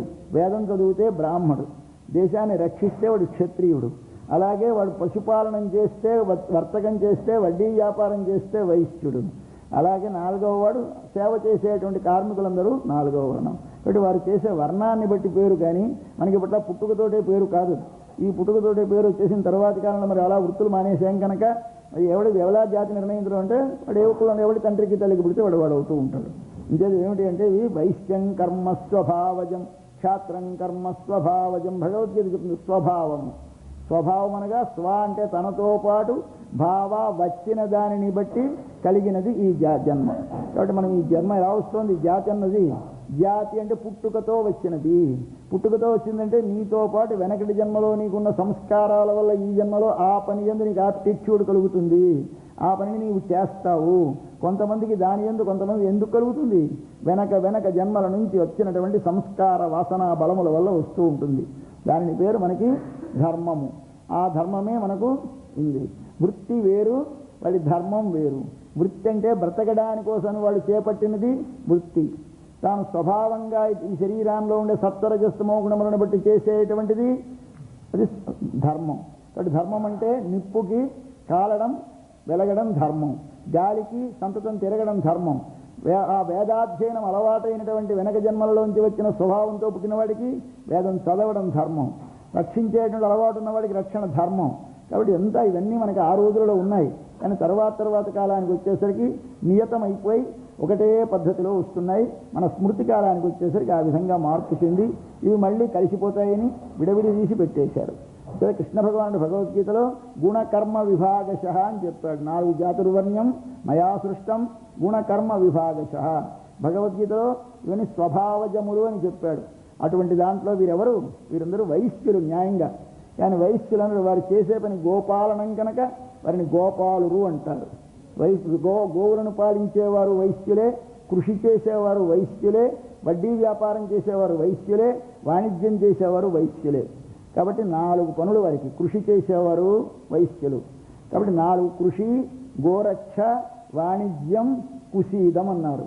ఈ 4 వైశ్యుల యొక్క స్వధర్మములు. అందులో వీరు ఎవరు? ఈ నందుడు వారికి అందరికీ యజమాని. వారి కులాన్ని ఆయర్ కులం అంటారు. ఆ ఆయర్ కులమునందు తోన్రుం పుట్టిన అన్నది మన తల్లి భయం. స్వామి పుట్టడం ఏమిటి? పుట్టడం కాదు, సూర్యుడు పుట్టాడంటారా? పొద్దున్నాను ఉదయించాడంటున్నారు. ఉదయించడం అంటే పైకి వచ్చాడని అర్థం. ఉత్ అంటే పైకి, అయా అంటే చేరాడు, ఉదయం. అస్తం అయా కిందకి పోయాడు. సూర్యుడు పైకి వచ్చాడు, సూర్యుడు కిందకి వెళ్ళాడనాలి. కానీ సూర్యుడు పొద్దున్నా పుడుతున్నాడు, సాయంకాలం పోతున్నాడు అంటే అది అర్థం లేదో, అలాగే కృష్ణుడు పుట్టాడు, కృష్ణుడు పోయినాడంటే అంతే అర్థం. కాబట్టి ఆండాళ్ళ అంటుంది ఆయర్కుల తెల్తోన్రం ఆవిర్భవించిన మణి విళక్కై. ఆయన ఎలాంటి వాట? మణిదీపము. మణిదీపం అంటే ఏమి అంటే ఈ దీపానికి కరెంటు ఉండాలి, కరెంటు లేకపోతే వెలగదు. మామూలు దీపానికి నూనె ఉండాలి, వత్తి ఉండాలి, ఏదైపోయినా వెలగదు. మన స్వామి ఎప్పుడూ ప్రకాశిస్తూనే ఉంటాడు. దీనికి దృష్టాంతంగా ఏమిటి చెప్పాలి? మణిని చెప్పాలి. మణికి సహజమైన కాంతి కలిగినటువంటి మణి, దానికి ఏది ఒక దాని వలన వచ్చిన కాంతి కాదు కనుక తానున్నంతసేపు తన కాంతి కూడా తనతో పాటే ఉంటుంది కనుక సహజమైన ప్రకాశము కలిగినటువంటి మణి వంటి వెలిగేటువంటి దీపమట. ఎక్కడ వెలిగింది ఈ దీపం? ఆయర్ కులములో, గోపకులములో ఆవిర్భవించినటువంటి మణిదీపమా అందామన్నారు. 3వ పేరు గోపకుల మంగళ దీప అనందాం. 4వ పేరు అయిపోయింది. తర్వాతి 5వ పేరు తాయి కుడల్ విళక్కం చేద దామోదరనై. తాయి అంటే తల్లి, తల్లి యొక్క కుడల్ అంటే గర్భం. తల్లి గర్భాన్ని ప్రకాశింపచటాహ. ఏం తల్లి కడుపు, బంగారు కడుపు, ఎంత మంచి బిడ్డని కన్నదని ప్రతి వాళ్ళు చూసిన వాళ్ళందరూ ఒకసారి కృష్ణుడిని చూసిన వాళ్ళు వాళ్ళ అమ్మని మెచ్చుకునేవారట. అంచేత అమ్మని బాగా బయటికి లోకానికి ప్రకాశింపచేసినటువంటి వాడు స్వామి. ఎవడైనా దామోదరుడు, అమ్మ చేత రోటికి తాడుతో కట్టివేయబడ్డవాడు. అటువంటి దామోదర అందాం. అంటే పరమపదంలో వైకుంఠంలో ఉన్నాడు మనకు కనిపిస్తాడా? కనిపించడు. పరుడు వాడు మధురకు వస్తే కనిపించాడు, కానీ దొంగచాటుగా రాత్రి పుట్టాడు, వచ్చేశాడు. వాడు లాభం లేదు. పోనీ రేపల్లెలోకి వచ్చి చూద్దామంటే ఎక్కడున్నాడు ఈయన? యమునా తీరంలో ఉంటాడు, ఇక్కడ ఊళ్ళో కనపడ్డు. పోనీ అది వదిలేసి మరికొంచెం ముందుకు వస్తే ఎక్కడికి వచ్చాడు ఈయన అంటే ఆఖరికి రోటికి కట్టేసి వీధిలో పడేసింది. పడేస్తే అయ్యా వేదాల్లో పరతత్వం అని వెతుకుతున్న వాళ్ళకి లీలాసుకుల వారిని ఒక ఆయన ఉపదేశించాడు. అయ్యా నేను ఒక ఉపదేశం చేస్తాను, వింటారా? పాపం చాలా కష్టపడిపోతున్నారు మీరందరూ. నిగమ వనేషు నితాంతచార ఖిన్నాహ. వేదాలనేవి అడవులు లాంటివి, అవి గహనమైనవి. తుప్పలు, డొంకలు, ముళ్ళు, చెట్లు, వృక్షాలు, మృగాలన్నీ ఉంటాయి. అక్కడ వెతికి బలిసిపోయినారు కనుక నేను ఒక ఉపాయం చెప్తాను. ఏమిటి చెప్పబోయా? మీకు కావాల్సింది ఎవరు? బ్రహ్మమేనా? అవునండి. ఇక్కడ వెతక్కండి, చిన్నగా వెళ్ళిపోండి రేపల్లె. వెళ్ళిపోతే ఎక్కడుంటాయండి ఆయన అంటే అక్కడ రోడ్డుకి కట్టేసి రోడ్డు మీద పడేసి ఉంటాడు, వెతుక్కోండి. కాబట్టి అక్కడికి వెళ్ళిపోతే ఉలూఖలే నిబద్ధం. ఉలూఖలం అంటే రోలు. రోటికి నిబద్ధం కట్టబడ్డాడు ఆయన. కాబట్టి విచినుత భవనేషు వల్లవీనాం. గోపికల యొక్క ఇళ్ళ దగ్గర వెతకండి. ఆ వీధిలో ఎక్కడో అవుతాడు, ఎవరింటి దగ్గర వాళ్ళ ఇంటి దగ్గర రోడ్డు మీద రోటికి కట్టబడి ఉంటాడు. ఆయనకు నమస్కరించండి. అది పరబ్రహ్మం. కాబట్టి పరబ్రహ్మం అంటే ఎవరయ్యా? ఈయన. ఏమని చెప్పింది ఉపనిషత్తు? పరబ్రహ్మం అంటే ఎవరంటే ఆనందము కలవాడు, ఆనంద స్వరూపుడు అన్నది. మనవాడి పేరేమిటి? కృష్ణ. కృష్ణ అన్న ఆనంద అన్న ఒకటి అర్థం. దానికి అర్థం తెలియక పేరు పెట్టుకునేసరికి కృష్ణుడు వేరు, బ్రహ్మము వేరు. ఇదే కృష్ణ అంటే, కృష్ అంటే అపరిమితమైన, నా అంటే ఆనందము కలవాడు కృష్ణ. ఆయనేమిటి? అనంతమైన ఆనంద స్వరూపుడు. ఇక్కడ అనంతమైన ఆనంద స్వరూపుడే కృష్ణుడిగా వచ్చాడు. కాబట్టి మీకు పరమ సులభుడు ఈయన. ఆయనో పరమ దుర్లభుడు. ఆయన్ని ఆశ్రయించగలరా? ఆశ్రయించలేరు. పాలసముద్రానికి వెళ్ళగలరా? వెళ్ళలేరు. అంతర్యామిని సాధించగలరా? సాధించలేరు. ఎక్కడో రేపలేదో ఉన్ననాడు ఇప్పుడు ఇవాళ మనం చూడగలమా? చూడలేము. మరెవరిని రండి, ఇప్పుడు ఇక్కడ ప్రకాశించేవాడిని ఆరాధించండి. అయితే వాడికొడికి తేడా ఉంటుంది. వీడిని పొందితే మనం పెట్టుకున్న బొమ్మ కదండి, అదిగో అదే మానేమని ఇన్నాళ్ళ నుంచి చెబుతున్నాను. ఇక్కడ ఉన్నటువంటి వాడిని సేవించినా, అక్కడే ఉన్నవాడిని సేవించినా అది పూర్ణమే, ఇది పూర్ణమే. పూర్ణమదః పూర్ణమిదం పూర్ణాత్ పూర్ణముదచ్యతే పూర్ణస్య పూర్ణమాదాయ పూర్ణమేవావశిష్యతే. ఈశావాస్య ఉపనిషత్తు అని మన స్వామికి చాలా ఇష్టమైన ఉపనిషత్తు జీర స్వామి గారికి. దానికి ఆయన చెప్పారు, వ్యాఖ్యానం చెప్పారు, పుస్తకాలు రాశారు, ఉపన్యాసాలు చెప్తూ ఉంటారు. ఎప్పుడు పూర్ణమద, అక్కడున్నది అది పూర్ణమే.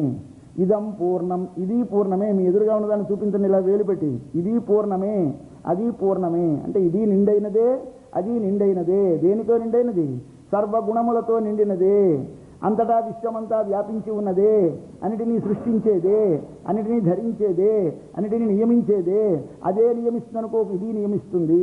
బట్ పూర్ణమద పూర్ణమిదం, ఆ పూర్ణంలోంచే ఈ పూర్ణం వచ్చింది. ఆ పూర్ణంలో ఉండేటువంటి వాటిని తీసుకుని ఈ పూర్ణం నీకు వచ్చింది కనుక రెండూ కలిపితే ఏమిటంది నీకు? పూర్ణమేవావశిష్యతే. నీకు ఇప్పుడు వచ్చినటువంటి విగ్రహం ఎక్కడి నుంచి? పాల సముద్రంలోంచి వచ్చింది. ఆ పాల సముద్రంలోంచి వచ్చింది ఎక్కడికి వచ్చింది? కృష్ణ రూపంలోకి వచ్చింది. ఆ కృష్ణ రూపంలోకి వచ్చింది ఎక్కడికి వచ్చింది? మన ఇంట్లో విగ్రహంలోకి వచ్చింది. అయితే ఇక్కడ వచ్చిన రెండు సున్నాలోంచి సున్నా తీసేస్తే సున్నా అయిపోయినట్టు, పూర్ణంలోంచి పూర్ణం తీసేస్తే పూర్ణమే వస్తుంది.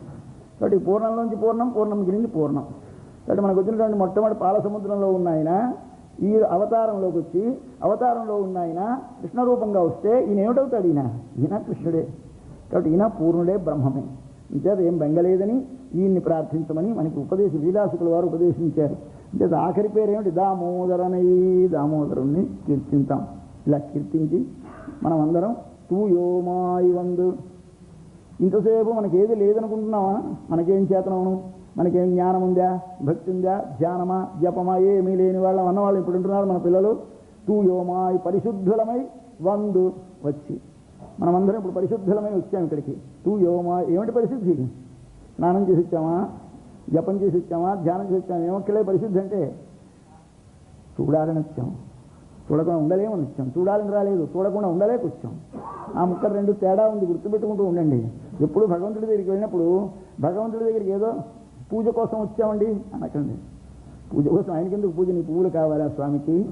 ఏదో అభిషేకం చేయడం కోసం నీ అభిషేకం కావాలా స్వామికి? మరి ఎందుకు వచ్చావయ్యా? స్వామిని సేవించకుండా ఉండలేక వచ్చాను. కాబట్టి ఎలాగైతే తల్లి తన పిల్లడి దగ్గరికి వెళ్ళినప్పుడు ఎందుకు వెళుతుంది? వాడు ఏదో ఇస్తాడనే, వాడేదో వెళ్ళగానే చీర పెడతాడనే, కానుక పెడతాడనే కాదు, వాడిని చూడకపోతే ఉండలేక వెళుతుంది. అలా మనం కూడా భగవంతుని దగ్గరికి ఎలా వెళ్ళాలి? తల్లి పిల్లడి మీద ప్రేమ ఎలాంటి ప్రేమ పడుతుందో అలాంటి నిస్వార్థమైన, ఏ విధమైన కోరికతో లేనటువంటి, వదిలి ఉండలేనటువంటి మానసికమైన ఆర్తితోటి వెళ్ళాలి. వెళితే అది పరిశుద్ధి. పరిశుద్ధి అంటే అటువంటి పరిశుద్ధి కలిగి మనం వచ్చి వందు తూ మలర్తూవి, పరిశుద్ధమైన పుష్పాలు చల్లాలి స్వామి మీద. పరిశుద్ధమైన పుష్పాలు స్వామి మీదకి లక్ష్యమండి విసరండి. దూరంగా నిలబడి ఓం కృష్ణాయ నమః కమలానాథాయ నమః. పూజ అంటే మన స్వామి చెప్తుంటారు, జాగ్రత్తగా ఇలా పట్టుకోండి, ఇలా చూపించండి, ఇలా వెయ్యండి. ఎంతో దానికి పెద్ద శాస్త్రం చెప్తారు. మన ఆండాళ్ళకి అక్కర్లేదన్నది. ఆ వెర్రిలో మీకు ఒకప్పుడు తెలియక ఇలా పారేస్తారనుకునే ప్రమాదం ఏం లేదు. తూ మలర్తూవి విసిరి తోషుదు, ఇలా ఒక్కసారి రెండు తోడు జోడించండి. తోషుదు సేవిస్తే మనం వచ్చేసరికి స్వామి గాబరా పడిపోతారా, మీరు వచ్చేసారా అని గాబరా పడిపోయి స్వామి ఆ వాయినాలు పాడి వెళ్ళి నిలబడ్డ తర్వాత ఒక్క మాట పాడండి. పాడడం ఏమిటి? నామాలు చెప్పండి. అయితే ఏమిటంటే కేశవాయనమా నారాయణాయనం అంటే పాడడం అవుతుంది. ఆ పాట అంటే సంగీతం ఉండాలి, సారీగామా ఇవన్నీ తెలియాలి, తాళం తెలియాలి, లయ తెలియాలి. మన లాంటి వాళ్ళని పాడగలమా? ఈ సంగీతం ఏమొచ్చు అనుకోకండి. పాడడం అంటే మనవి చేస్తున్నాను రోజు. పాడడం అంటే ప్రయత్నము లేకుండా ప్రేమతో వెలికి వచ్చిన మాటకి పాట అని పేరు. కాబట్టి మనం ఒక్కసారి మనసు ప్రేమ నిండితే, నిండిన ప్రేమ గుండె నిండితే, కుండ నిండిన నీరు బయటికి పొర్లినట్టు నీ లోపల నిండిన ప్రేమ మాటగా బయటికి వస్తే అది కృష్ణ వాసుదేవా గోవిందా అయితే అది పాట. పాట అంటే అంతేకాని పాట అంటే ఏదో త్యాగరాజు గారి పాపం ముందు లయా తాళం తెలియదు ఆయనకి. ఆయన పాడితే లయా తాళం సరిపోయిన తర్వాత పండితులకి. కాబట్టి పాడిన వారు ఒళ్ళు తెలియనివాడు, తర్వాత పాడినవాడు ఒళ్ళు తెలిసిన పండితుడును. కాబట్టి పండితుడు దాన్ని లయకి తాళానికి సరిపెట్టుకుంటాడు, పాడినవాడు ఒళ్ళు తెలియకుండా పాడుతాడు. ఇప్పుడు త్యాగరాజు గారికి తెలియదు లయా తాళం పాటాను, అన్నమాచార్యుల గారికి తెలియదు. వాళ్ళు కొండెక్కిపోతూ పిచ్చెత్తిపోతూ పాడేశాడు అన్నమయ్య. అవి ఇప్పుడు మనకి తాళానికి సరిపోయినాయండి, లయకి సరిపోయినాయండి, సరిపోతాయి. కానీ సరిపోవడం అనేది తర్వాత నీ కుదర్చుకున్నది కానీ వాడికి పాడింది కాదు. ఇది ఏమిటంటే వాయినాలు పాడి మన తినాలు సిందిక్క. ఒకసారి అలా ఒకసారి నువ్వు పాడిన తర్వాత వెళ్ళి పువ్వు చల్లి నమస్కరించి పాడి ఒకసారి అలా స్వామిని సేవించి ఏం చేస్తాం మనం అందరం? ఆలయానికి వెళితే అంతా అయిపోయింది, దర్శనం అయిపోయింది, అలా నిలబడతాడు కళ్ళు మూసుకొని. ఎంతో కొన్ని వేలు ఖర్చు పెట్టుకొని తిరుపతి వెళతాం. వాళ్ళు నిలబడినిచ్చేది 2 సెకండ్లు. 2 సెకండ్లో మనమేమిటి చేస్తాం? 1 సెకండ్ అలా చూస్తాం, 2వ సెకండ్ కన్ను మూసేస్తాం. ఇదేమిటి ప్రారంభం? అక్కడ నిలబడిన 2 సెకండ్లు కన్ను ఇప్పే ఉంచకూడదు. 2 సెకండ్లో 1 సెకండ్ ఎందుకు కన్ను మూయడం? అంటే మన తినాల్సిందిక్క. ఒకసారి స్వామి, తండ్రి ఇక్కడ ఉన్నావా? ఓ ఎక్కడో ఉన్నావని వెతుక్కుంటున్నానయ్యా. ఇలా చూస్తే ఇక్కడ కనిపిస్తాడు. మన తినాల్సిందిక్క. ఇది చేస్తే పోయే విషయం పుగుదరువా నిన్ననవం. పాపాలు పోవడానికి బెంగపెట్టుకోకండి. ఈ పని చేసామో పోయే విషయం, ఇంతకుముందు మనం కూడబెట్టుకున్న పాపాలు పోతాయి. పుగుదరువా నిన్ననవం, రాబోయే పాపాలు పోతాయి. అంటే సంచితము పోతుంది, ఆగామి పోతుంది. ఎలా పోతుంది? తీయనిల్ తూషాహం. తీ అంటే నిప్పు, తీయనిల్ నిప్పులో పడవేసిన, తూషు దూది, ఆహం అగును. కాబట్టి ఏం చేయాలి? మనందరం చెప్పు, నామం చెప్పండి, ఏమక్కలే నీకు. పెద్ద బెంగలు పెట్టేసుకొని మేము ఎలా పొందుతాం కృష్ణుని? కృష్ణుడు సాక్షాత్ పరబ్రహ్మము, మేమా సామాన్యులము, జ్ఞానహీనులము, జాతిహీనులము, కర్మహీనులము, వృత్తహీనులము, అన్నీ మన దోషాలే మనకు తెలుసును. నీ దోషాలు నీకెందుకు? వాడున్నాడు అన్ని గుణములు కలవాడు. మన దోషాలను పూడ్చేవాడు వాడు, మన దోషాలను పోగొట్టేవాడు వాడు. నీదా పూచి పసిపిల్లడు మంచం మీద పడుక్కొని మలమూత్రాలు ఒంటి నిండా పూసేసుకొని నేను కడుక్కోవాలనుకుంటున్నానండి, ఏడుస్తాడంతే. ఏడిస్తే పరిగెత్తి వెళ్ళి తల్లి చచ్చినట్టు తీసి కడుగుతుంది, పరిశుద్ధి చేస్తుంది, వస్త్రం మారుస్తుంది, మరో వస్త్రం వేస్తుంది, వెచ్చగా కప్పుతుంది, పడుకోబడుతుంది. వాడు ఈ చలి వేసినా కప్పుకోలేడు, మలమూత్రం లాంటినా కడుక్కోలేడు. ఏడుపే. మనకేముంది నామం? ఒకసారి చెప్దాం. చెప్పు ఏలో రంబావాయ్ అని. ఇవాళ మనకి భగవత్ ప్రాప్తికి ప్రతిబంధకములుగా ఉన్న పాపములు పోవడానికి మనం ఏమి చేయాలి? చెప్పు. నామ సంకీర్తనం చేద్దాం. చేస్తే ఇంకా రేపటి నుంచి మనం వ్రతానికి ప్రారంభిస్తామని ఇవాళ ప్రారంభం చేస్తోంది. మళ్ళీ ఒక్క మాట మొదటి నుంచి చూడండి. వీటికి అన్నిటికీ లోపల ఇంతసేపు చెప్పింది కాబట్టి బయటి కథ. ఇప్పుడు ఒకసారి ఇందులో ఉన్నటువంటి రహస్యమైన లోపల అర్థం మళ్ళీ చూసుకుందాం. ఎక్కడ ప్రారంభించింది కథ? ఇది అంతర్యామి, కృష్ణావతారం. 2 చూడాలి మీరు ఒక్కసారి. మన ఆలయంలో మూర్తి, ఆ పరమపదములో ఉన్నటువంటి స్వామి, శ్రీవైకుంఠంలో ఉన్న స్వామి కృష్ణుడిగా వచ్చాడు. ఆ పరమపదంలో ఉన్నటువంటి వాడు ఎవడు? మాయనై. మన కృష్ణుడు ఎవడు? మాయనై. కలయో వైష్ణవ మాయయో అన్నది వాళ్ళ అమ్మ నోరు చూపిస్తేను. నోరు విప్పాడు. విప్పేసరికి భువనాలన్నీ కనిపించేసాయి. మను తిన్నావుట? తినలేదమ్మా. అన్న చెప్పాడు, అబద్ధం అమ్మా. అయితే ఏది నోరు విప్పాడు. విప్పితే ఏమిటి కనిపించింది? ఒకసారి విశ్వం అంతా కనిపించింది. అందులో తన కొడుకు కూడా కనిపించారు. ఏమిటి వీడి నోట్లో నేనున్నానేమిటో వాడికి అర్థం కాలేదు. ఆశ్చర్యపడిపోయింది. ఐశ్వర్యపడి స్వామి దేవుడు వైష్ణవ మాయా అన్నది. అంటే విష్ణువు యొక్క మాయ, ఆశ్చర్యకరమైన దివ్యశక్తి అన్నది. మాయా అనే మాటకి అర్థాలు జ్ఞాపకం పెట్టుకోవాలి. మాయ అంటే ప్రకృతి, మాయ అంటే భగవంతుని యొక్క ఆశ్చర్యకరమైన దివ్యశక్తి, ఆయన యొక్క సంకల్పమునకు మాయా అని పేరు అని నిఘంటువు చెప్తుంది. నిఘంటువులో మాయ అంటే జ్ఞానము అని అర్థం ఇచ్చింది. మాయా వయునం జ్ఞానమని నిరుక్తమని వేదానికి నిఘంటువు ఉన్నది. ఆ నిఘంటువులో మాయ అనే దానికి జ్ఞానం అనగా సంకల్పము. మన సంకల్పమునకు శక్తి లేదు, కానీ భగవంతుడు ఎలా అనుకుంటే అలా జరుగుతూ ఉంటుంది. ఇప్పుడు ఆయన సంకల్పము అమోఘమైన సంకల్పము. ఆయన ఏది అనుకుంటాడు? ఒక్కసారి అనేక నామములతో అనేక రూపములతో నేను బయట ఉండాలి అనుకున్నాడు, అంతే విశ్వమంతా వచ్చేసింది. ఆయనేం కుమ్మరి మన్ను కుమ్మినట్టు, కుండ చేసినట్టు, చక్రం తిప్పి మనందరినీ తయారు చేయలేదు. ఇన్ని తయారు చేస్తే ఒక చూస్తే మరొకటి లేదు. మనకి ఒక మోడల్ కార్లన్నీ ఒకలాగే ఉంటాయి. 88 కార్లు ఒకలాగా, 90 కార్లు ఒకలాగా, మరోలా కార్లు అలాగే, వాటికి తేడా కనిపించదు. మనకో మనిషిని చూడండి, ఎక్కడా పోలికుండదు. అందరూ ఇంత డిఫరెంట్ షేప్స్ ఎలా చేసాడో మహానుభావుడు, ఎలా చేశాడు? ప్రయత్నిస్తే చేసింది కా ఇది కేవలం ఆయన యొక్క మాయ. అంటే ఆశ్చర్యకరమైన దివ్య సంకల్పము. ఇది సృష్టికి మూలం. ఆ మాయ కలిగినటువంటి స్వామిని ఏమంటారు? మాయావి అంటుంది ఉపనిషత్తు. పరమాత్మకు పేరేమిటో తెలుసునా? మాయావి. మాయావి అంటే 2 అర్థాలు. మాయావి అంటే ఆశ్చర్యకరమైన సంకల్పము కలవాడు. మాయా అనగా ప్రకృతి తనదిగా కలవాడు. మాయ అంటే ప్రకృతి అని ఉపనిషత్తు చెప్పింది. మాయాంతు ప్రకృతిం విద్యాత్ మాయినంతు మహేశ్వరం. మాయి అంటే మహేశ్వరుడు, మాయావి మాయా అంటే ఆయన యొక్క ప్రకృతి. ఇప్పుడు మనమందరము తయారు చేసినటువంటి మూల పదార్థం అన్నదే దాని పేరు ప్రకృతి. ఇప్పుడున్నది ఏమిటి? దీని పేరు వికృతి. కాబట్టి అమ్మవారి పేర్లు ఏమిటి? మీకు నామాల్లో మొట్టమొదట ఓం ప్రకృత్యై నమః, ఓం వికృత్యై నమః అంటే అమ్మ అది నువ్వే, ఇది నువ్వే. కాబట్టి మూల కారణమైనటువంటి వాడు ఆయనే, ఈ వికారమైనటువంటి వాడు ఆయనే. ఆ ప్రకృతి మారుతుంది.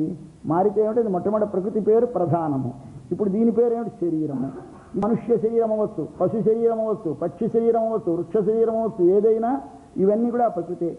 ఆ ప్రకృతిని మార్చేవాడెవడు? ఆయన. ఈ మార్చినటువంటిది ఎవడిది? ఆయనది. కాబట్టి ఇది తనదిగా కలవాడై తన వస్తువుని తాను మార్చడానికి సంకల్పిస్తాడు. చేతితో చెయ్యడు, మాటతో చెయ్యడు, మనుషుల్ని పెట్టి కూలికి పెట్టి చేయించడు, సంకల్ప మాత్రం చేత చేస్తాడు. కాబట్టి భగవానుని యొక్క దివ్య సంకల్ప ప్రభావానికి మాయా అని పేరు. భగవాను యొక్క ఆశ్చర్యకరమైనటువంటి సంకల్పానికి మాయా అని పేరు. భగవంతుడు మార్చే మూల పదార్థానికి మాయా అని పేరు. ఇది మనని శరీరంగా వచ్చింది, ఇదే జగత్తుగా కనిపిస్తోంది. అట్టి మాయ కలవాడెవడో వాడు సృష్టికి ముందున్నాడు, వాడు పరతత్వము అంటాం, వాడిని పరబ్రహ్మము అంటాం. అట్టి పరబ్రహ్మమునకు మాయావి అని పేరు. మాయనై అక్కడ ప్రారంభించింది ఆండాళ్ళ తల్లి. వాడెవడు చిట్ట చివరికి దామోదరనై దగ్గరికి పూర్తి చేస్తోంది. ఎక్కడి నుంచి ఎక్కడికి జ్ఞాపకం రావాలో మనకి చెప్తోంది. మీరు ఎలా భావించాలి కృష్ణుణ్ణి అక్కడ చూడాలి ఒకసారి. పరమపదనాథ, శ్రీవైకుంఠనికేతన, సర్వజగత్ కారణమైన వాడా అని ఒక్కసారి ప్రారంభించి, తండ్రి రోటికి కట్టబడ్డవాడా, ఎవరిని ఈయన పేరు ఇదొకడు కాడు వాడొకడు కాడు రెండు ఒకటే అని అక్కడ ప్రారంభించింది. ఈయనేమని పిల్లలు కృష్ణుని మాయనై, ఈయన్ని మాయనయే. ఏమిటి ఈయన మాయ ఏమిటి అంటే ఆయన మనకు మాటకు మనసుకు అందనివాడు ఆయన. ఈయన మనకి కంటితో చూస్తే స్పష్టంగా తెలుస్తున్నాడు. ఎంతెత్తున్నాడో చెప్పగలం, కొలిస్తే ఎంత పొడుగున్నాడో చెప్పగలను, అన్నీ తెలుస్తాయి. కానీ అందనివాడు, అందనివాడు ఈయన, అందక అందనివాడు ఆయన. ఆయన్ని మాట అందుకోలేదు, మనసు అందుకోలేదు. ఈయన్ని మాట అందుకోగలిగి ఈయన పేరు ఏమిటి చెప్పండి, చెప్పగలం. ఎప్పుడు పుట్టాడు కృష్ణుడు? శ్రావణ బహుళ అష్టమి నాడు అర్ధరాత్రి 12 గంటలకు పుట్టాడు. డేట్ ఇవ్వగలం మనం. ఆయన ఎప్పుడు పుట్టాడో చెప్పగలమా? చెప్పలేం. ఇక్కడ ఆయన పుట్టుక ఎప్పుడో తెలియదు, డేట్ తెలియదు, డేట్ ఆఫ్ బర్త్ తెలియదు, ఆయన ఎప్పుడు ఆగిపోయినాడో తెలియదు. మన నిర్యాణం తెలుసును, పుట్టుక తెలుసును, ఎంతెంత పెరుగుతున్నాడో తెలుసును, ఇవన్నీ తెలుసును. అయితే మనకి తెలుసున ఆయన తెలియదు. తొట్టెలో ఉయ్యాల్లో పడుక్కొని స్వామి కూతనొస్తే పాలిస్తే పాలుతా గుటకలు వేసి పాలు మింగి అమాయకుడుగా మింగి ఒకసారి పెరిగి దాన్ని చంపేశాడు. ఏమిటిది? ఎవడికి చంపినవాడు? ఎవడు లేరు అక్కడ, వాడు ఒక్కడే ఉన్నాడు. ఎవరికి తెలియదు, పెరిగాడో పెరగలేదు, పెరగకుండా ఎలా చంపాడో తెలియదు. వామనుడైతే పెరిగి 3 లోకాలు కొలిచాడు, మనవాడో పెరగకుండానే తీసేశాడు. ఏమయ్యా ఇదేమిటి? మాయ అంటే ఏమిటి? మాయ ఏమిటి? విశ్వమంతా భగవంతునిలో ఉంటుంది, ఉపనిషత్తు చెప్పింది. విశ్వమంతా తనలో చూపించాడు మనవాడు. ఈయన మాయకాడు.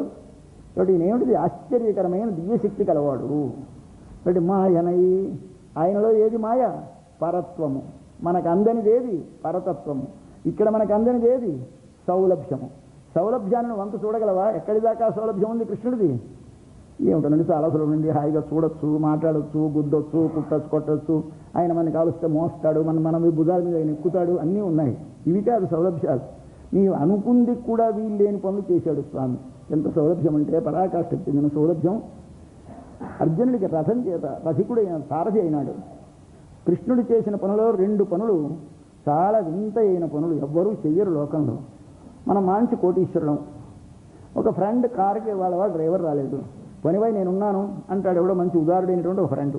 వాడు చూస్తే వీడికంటే గొప్పవాడు, కానీ ఇద్దరు స్నేహితులు. వీడేమో సామాన్యుడు, వీడికి కారు ఉంది, డ్రైవర్ లేడు. ఆయన వస్తాడు, ఆయనకి డ్రైవింగ్ వస్తుంది, వీడి ఓనర్ గారికి డ్రైవరింగ్ రాదు. ఆ పెద్ద కోటీశ్వరుడు ఆయన వచ్చి పర్వాలేదు రావాయి నేను డ్రైవ్ చేస్తాను వెళ్ళిపోదాం అంటాడు. ఆయన డ్రైవింగ్, ఈయన పక్కన కూర్చోవడం, ఈయన బ్యాక్ సీట్లో కూర్చుంటాడు, ఆయన ఫ్రంట్ సీట్లో డ్రైవ్ చేస్తూ ఉంటాడు. ఎవడైనా స్నేహితుడు కోటీశ్వరుడు, వెనక్కి కూర్చున్నాడు మనవాడు. అయితే ఏమిటిది బాగుందా అంటే ఆయన సౌలభ్యం అది. అలాగే ఈయనేమిటి చేశాడు.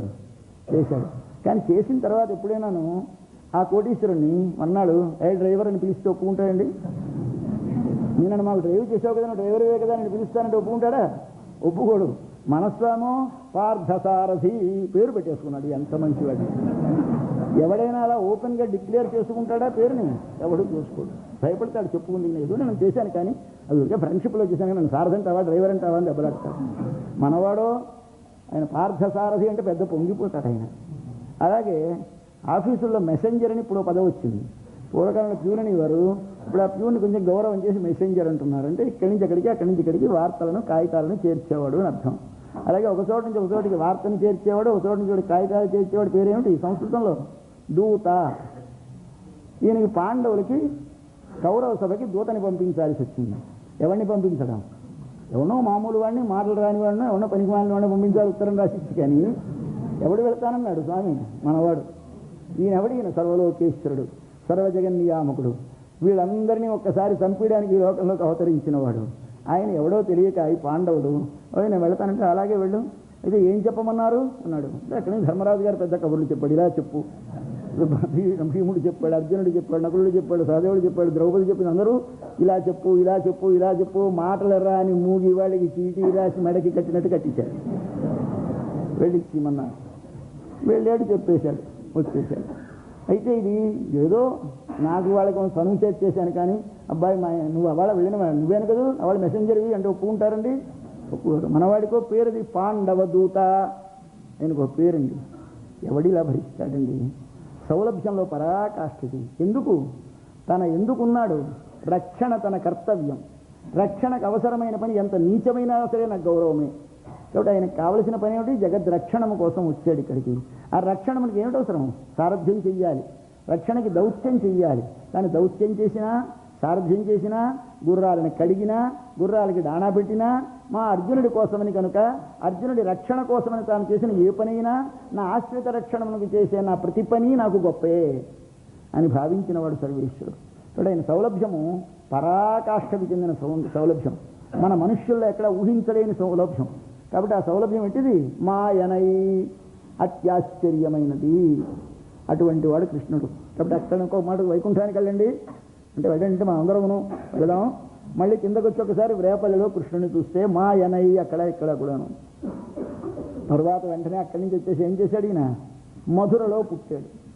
ఎక్కడ పుట్టాడు స్వామి? చెరసాలలో పుట్టాడు.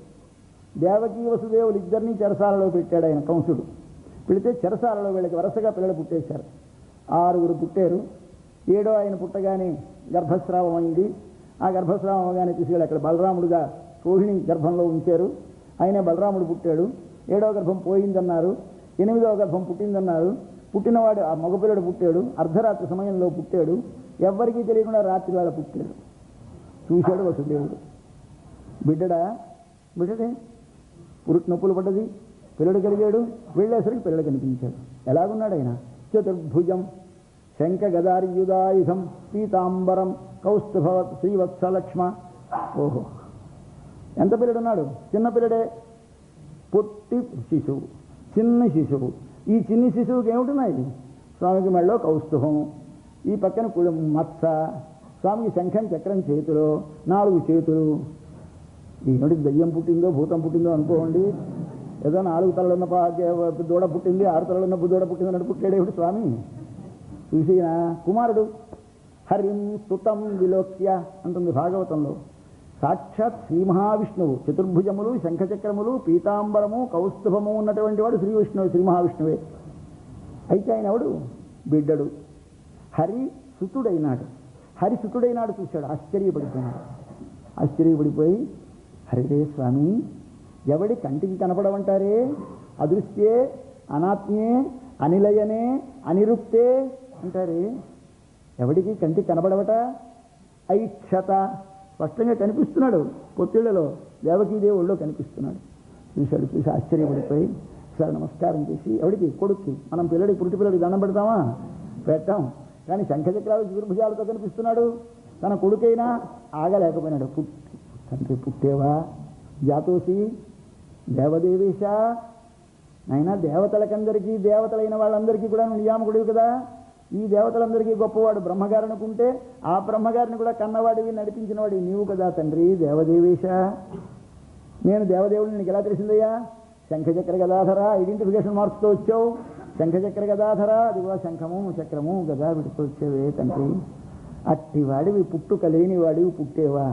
నాకు ఇచ్చిన మాట నెరవేర్చడం కోసం పుట్టేవా తండ్రి? జాతోసి సౌలభ్యం, శంఖచక్ర గదాధర పరత్వం, 2 కలిపి పుట్టాడు స్వామి. తాను పరుడా? సాక్షాత్ శ్రీ మహావిష్ణువా? కేక దేవకీ నందనుడా? దేవకి పొత్తిళ్లలో బిడ్డడు. ఎవడి దేవకి పొత్తిళ్లలో బిడ్డడు? సాక్షాత్ పరమపురుషుడు, సర్వేశ్వరుడు, సర్వజగత్ కారణమైన వాడు. ఇది మాయ, ఇది ఆశ్చర్యం. పుట్టాడు ఇక్కడ. పుట్టగానే ఏం చేశాడు స్వామి? ఈయన ఒకసారి ఆ మధురని మన్ను వడమధురై అన్నారు ఆ పాశురంలో. మన్ను అంటే ఎప్పుడూ భగవంతునితో సంబంధము కలిగిన, ఎప్పుడూ భగవంతుడితో సంబంధం ఉంది ఆ ఊరికి. ఇంకేంటే మొట్టమొదట త్రేతాయుగంలో సంబంధం ఉంది. కృతయుగంలో సంబంధం ఉంది, త్రేతాయుగంలో సంబంధం ఉంది, ద్వాపర యుగంలో సంబంధం ఉంది, కలియుగంలో సంబంధం ఉంది. 4 యుగాల్లో వరుసగా మధురకి భగవంతుడికి సంబంధం ఉంది. మొట్టమొదటిది కృతయుగం. కృతయుగంలో వామనుడు పుట్టాడు. ఆ వామనుడు పుట్టింది అదితి కశ్యపులకి సిద్ధాశ్రమంలో. ఆ సిద్ధాశ్రమమే ఇప్పటి మధుర. ఇప్పుడు ఉత్తర దేశంలో ఉన్న మధుర ఆనాడు సిద్ధాశ్రమం. ఆ సిద్ధాశ్రమంలోనే వారి తల్లి తండ్రి తపస్సు చేస్తే ఇక్కడ వారికి ప్రత్యక్షమై మీ కుమారుడుగా జన్మించాలని వారు కోరితే తాను జన్మించాడు వామనుడుగా. ఆయనే బలిచక్రవర్తిని శాసించాడు. కాబట్టి త్రేతాయుగంలో ఇప్పుడు కృతయుగంలో పుట్టావు.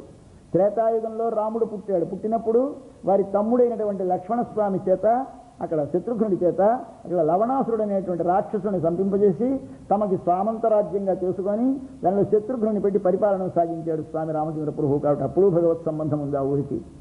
తర్వాత ద్వాపరయుగంలో సాక్షాత్ భగవానుడే అవతరించి కృష్ణుడిగా అక్కడ వెలసాడు. ఇప్పుడు స్వామి అత్యామూర్తిగా ఉన్నాడు. కాబట్టి మన్ను వడమధురమైందనై అటువంటిది ఆ మధుర. మధుర అంటే సరట మధురా నామ నగరి పుణ్య పాపహరి శుభ అంటారు పరాశరుల వారిని విష్ణు పురాణంలో. మధుర మధుర అంటే తెలియదండి, నామ వేలనోన్, చాలా వేలనోటి అందరికీ తెలుసు. నామ అంటే బాగా ప్రసిద్ధమైన పేరు మధుర. అదేమిటిది? నగరి, నగరి, పత్తనము, ఈ పేర్లు ఉన్నాయి మనకి. కొన్ని వాళ్ళకి పత్తనం అని పేరు, చెన్నపత్తనం, విశాఖపత్తనం, భీముని పత్తనం, అది నాగపత్తనం. వీటికి పత్తనం అంటే ఏమిటి? సముద్రం తీరమందు ఉంటే పట్టణం అంటారు. రాజుగారు ఎక్కడుంటే దానికి నగరి అంటారు. అంటే నగరి అంటే రాజుండే ఊరు పేరు, రాజధానికి నగరి అని పేరు. కాబట్టి ఈయనకి నగరి అని పేరు పెట్టారు. అప్పుడు ఏం నగరేమి? ఇప్పుడు ఎక్కడున్నాడు భగవంతుడు? ఈ ఊళ్ళో. కాబట్టి మధురా నామ నగరి. ఎలాంటిది ఆ నగరి? పుణ్య పాపహరి. పుణ్యం అంటే సుఖమును కలిగించేది పుణ్యం, పాపం అంటే దుఃఖమును కలిగించేది పాపం. ఇది పుణ్యమైన పట్టణం అంటే సుఖాన్ని కలిగిస్తుంది. ఒక్కసారి మీరు ఎక్కడికి వెళితే మీకు ఒక్కసారి ఆనందం కలుగుతుంది. ఎక్కడ కలుగుతుంది? ఆ ఊళ్ళో ఎవడున్నాడు? సుఖమే ఆ ఊళ్ళో వచ్చింది. ఎవడా సుఖము? ఆనంద స్వరూపుడైన కృష్ణ భగవానుడు. కాబట్టి మీకు ఏమిస్తుంది? ఆ ఊరు వెళితే ఆనందం ఇస్తుంది. ఆనందం అనగా కృష్ణుడిని మీకు అందిస్తుంది, చూపిస్తుంది. ఒకసారి రండి, చూడండి చూడండి అని మీరు మధుర వెళితే కృష్ణ దర్శనం అవుతుంది.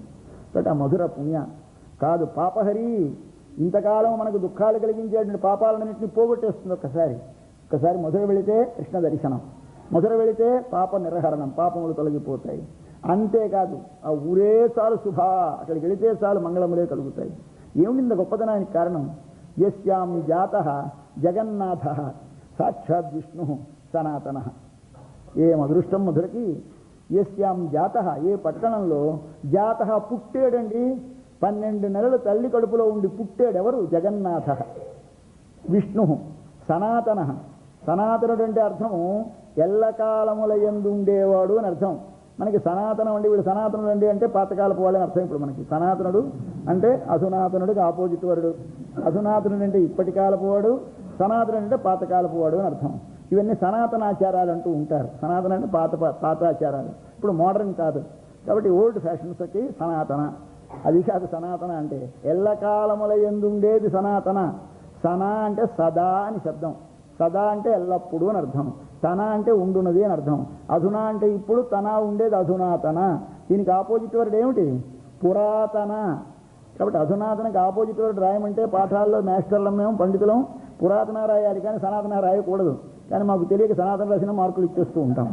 ఎందుచేత? సనాతనకి అర్థం తెలియక. అంటే సనాతన అంటే ఎల్లకాలముల యందు ఉండువాడు సనాతన. ఈయనెవడు? విష్ణు. విష్ణు అంటే అంతటా వ్యాపించి ఉన్నవాడు. అంతటా ఉన్నవాడు పుట్టడం ఏమిటి? జాతః. ఎందుకు? మమ్మల్ని రక్షించడానికి, మన రక్షణ కోసమని స్వామి జన్మ లేనివాడు జన్మని స్వీకరిస్తాడు, పుట్టుక లేనివాడు పుట్టుకను స్వీకరిస్తాడు, అంతటా ఉన్నవాడు ఒకచోట కనిపిస్తాడు. స్వామి అటువంటి స్వామి పుట్టాడు కనుక ఆ పట్టణము పరమ పవిత్రమైనది. కాబట్టి మన్ను వద మధురమైందనై ఆ ఊళ్ళో పుట్టాడు. ఎంత బలశాలో మా కృష్ణుడు! ఏమిటి అంత బలశాలా? ఎలా తెలిసింది అప్పుడు బలం? పుట్టగానే ఎవడు గొప్పవాడు? పెద్ద ఇనప గొలుసులు తెంపేస్తే మాకు విజయనగరంలో కోడి రామ్మూర్తిని ఉండేవాడు. ఆయన గొలుసులు తెంపేసేవాడు. ఆయన పెద్ద పేరు. మా కృష్ణుడు తన ముట్టుగోక్కలైన గొలుసులు తెంపించాడు. ఈయన గొప్పవాడు కాదండి. ఆయన పుట్టగానే వాళ్ళ నాన్న కాళ్ళకి వేసిన సంకళ్ళు తెగిపోయినాయి తప్పున. ద్వారాలు ఎవడో బద్దలు కొట్టేస్తే వాడు పెద్ద గొప్పవాడు కనుడు. తలుపులు బీగములు ఊడిపోయినాయి, గొలుసులు తెగిపోయినాయి, తలుపులు తెరుచుకుపోయినాయి. హరి ఎంత ఘనమైన వాడండి స్వామి! పుట్టిన దగ్గర నుంచి తలుపులు వేధించడం, తాళాలు తీసేయడం స్వామికి దొంగతనంతో పుట్టాడు స్వామి. దొంగసాటుగా పుట్టాడు స్వామి. ఎవడక్కడ పుట్టినటువంటి వాడు ఎవడు? వడ మధుర మైందనై. మైందన్ అంటే బలశాలి, మైందన్ అంటే యువకుడు, మంచి యువకుడా పుట్టాడు కాదు, యువకుడు చేసే పనులు చేశాడు, బలశాలి చేసే పనులు చేశాడు, అట్టివాడే మధురలో పుట్టాడు. భగవత్ సంబంధం నిత్యము గల మధురలో పుట్టాడు. పుట్టుకలేనివాడు పుట్టాడు, ఎప్పుడూ ఉండేవాడు ఒకప్పుడు పుట్టాడు, అంతటా ఉండేవాడు ఒకచోట పుట్టాడు. ఓహో స్వామి మనవడ మధురమైందనై. ఇంకా అక్కడి నుంచి బయలుదేరాం. ఈ కథకి లోపలర్థం అంటే, లోపలర్థం అంటే భగవంతుడు ఎక్కడ? మధురలో చెరసాలలో పుట్టాడు. ఈసారి మనం లోపల చూసుకుంటే మనలో పుడతాడు. మన లోపల చెరసాల ఉందండి. అదే మనలో ఉందా చెరసాల? ఉంది. ఇదేమిటిది? నగరి. నగరి అంటే ఏమిటి? రాజుగారు ఉండే చోటు కదూ. మనలో లేరు రాజుగారు స్వామి. ఇందు లోపల హృదయ దేశంలో స్వామి వేయించేసి ఉన్నాడు. కాబట్టి భగవంతుని నగరేది? మన హృదయ క్షేత్రం. ఇక్కడ ఉన్నాడు స్వామి. కానీ దీనిలో ఏం చేశాడు? కంసుడు వచ్చి చెరసాలలో పెట్టేశాడు. కంసుడు వచ్చి ఎవరిని చెరసాలలో పెట్టేశాడు? దేవకి వసుదేవుని ఇద్దరిని చెరసాలలో పెట్టాడు. వసుదేవుడు దేవకి అని పేర్లకి అర్థం ఉంది. వసుదేవుడు అంటే మన ఆత్మ, దేవకి అంటే సాత్వికమైన బుద్ధి. కాబట్టి దైవీ, ప్రకృతి, దివ్యము ఈ పదాలు మీరు వింటూ ఉంటారు. దైవీ, దివ్య, దేవ ఈ శబ్దాలకు అర్థము ప్రకాశము గల అని అర్థము.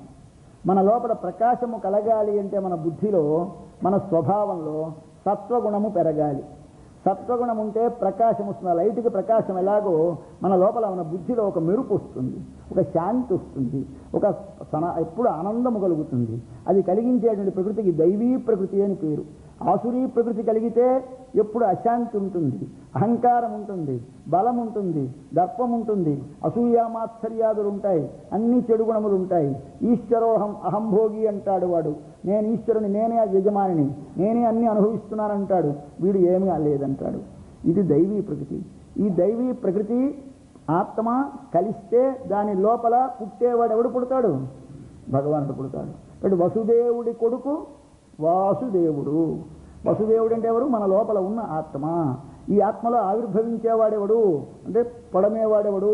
వాసుదేవుడు. ఎక్కడ పుట్టాడు? చెరసాలలో. ఏది చెరసాల? మన లోపల ఉన్నటువంటి మనస్సున్నదే, ఈ మనస్సులో పుట్టాడు. మధురకి మనస్సు అని పేరు.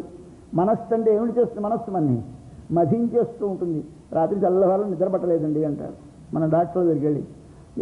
ఏమిటోనండి అన్ని ఆలోచనలు, కళలు అలా నానా రాత్రి తెల్లవారు నిద్ర పట్టలేదు. ఏమిటి ఈ కళలు రావడానికి, ఆలోచన రావడానికి కారణం ఎక్కడి నుంచి వస్తున్నాయి? ఇవన్నీ ఇది మనస్సులోంచి. కాబట్టి మనస్సు ఏమిటి చేస్తుంది? మధ్ అంటే చర్న్ చేస్తూ ఉంటుంది. మన ఇలా ఇలా ఇలా తిప్పుతూ ఉంటుంది. ఏమి ఆలోచన రాకుండా పడుక్కోండి అంటే డాక్టర్ తేలిగ్గాన సులభమైన పని అది. కాబట్టి ఈ మధురని కంట్రోల్ చేయడం మనకి శక్యం కాదు. దీన్ని పరిపాలిస్తున్నవాడు కంసుడు. కంసుడు అంటే ఎవడు? కామము. కామం అనగా కోరిక.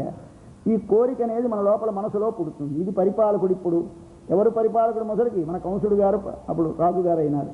ఈ కంసుడు గారు రాజుగారు ఏం చేశాడు? ఈ భార్యాభర్తల్ని లోపల బంధించేశాడు. ఎవరి భార్యాభర్తలు? మన ఆత్మతో ఉన్నటువంటి ప్రకృతి. ఈ రెండిటిని సత్వగుణము పెరగకుండా, ఆత్మకి స్వరూపం కనపడకుండా చెరసాలలో పెట్టి బంధించాడు. బంధిస్తే ఆ లోపల ఉన్నాం ఇద్దరమును. ఎక్కడున్నాం?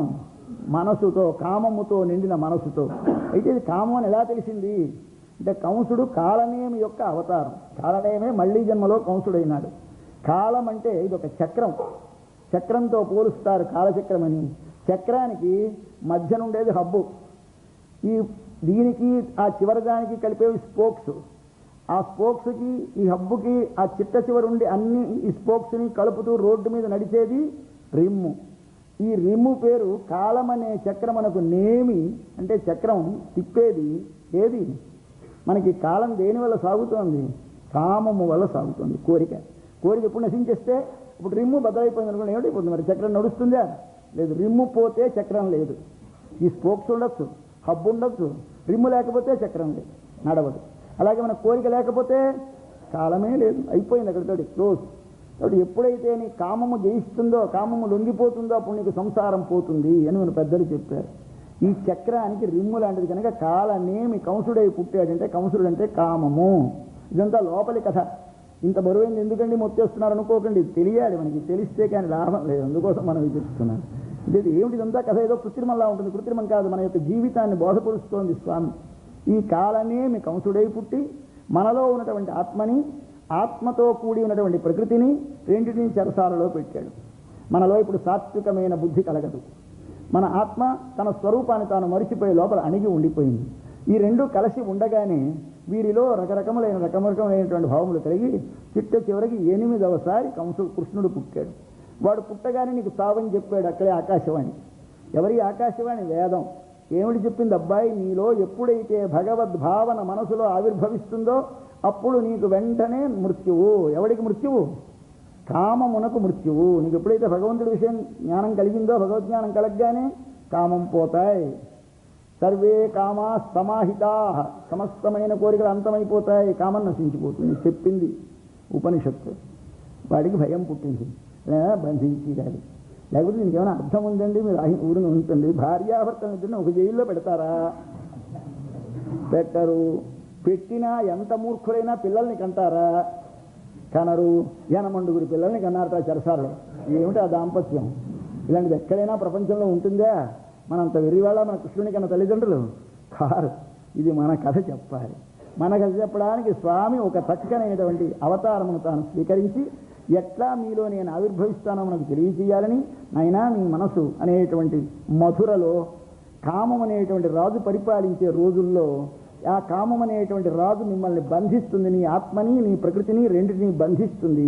ఆ బంధించిన సమయములో మీరు అన్యోన్యము ఇంకా ఇంకా ఇంకా మీదకొచ్చి భగవంతుడు పుట్టేదాకా మీరు సాధన చేస్తే మీ లోపల భగవద్ ఆవిర్భావం కలుగుతుంది.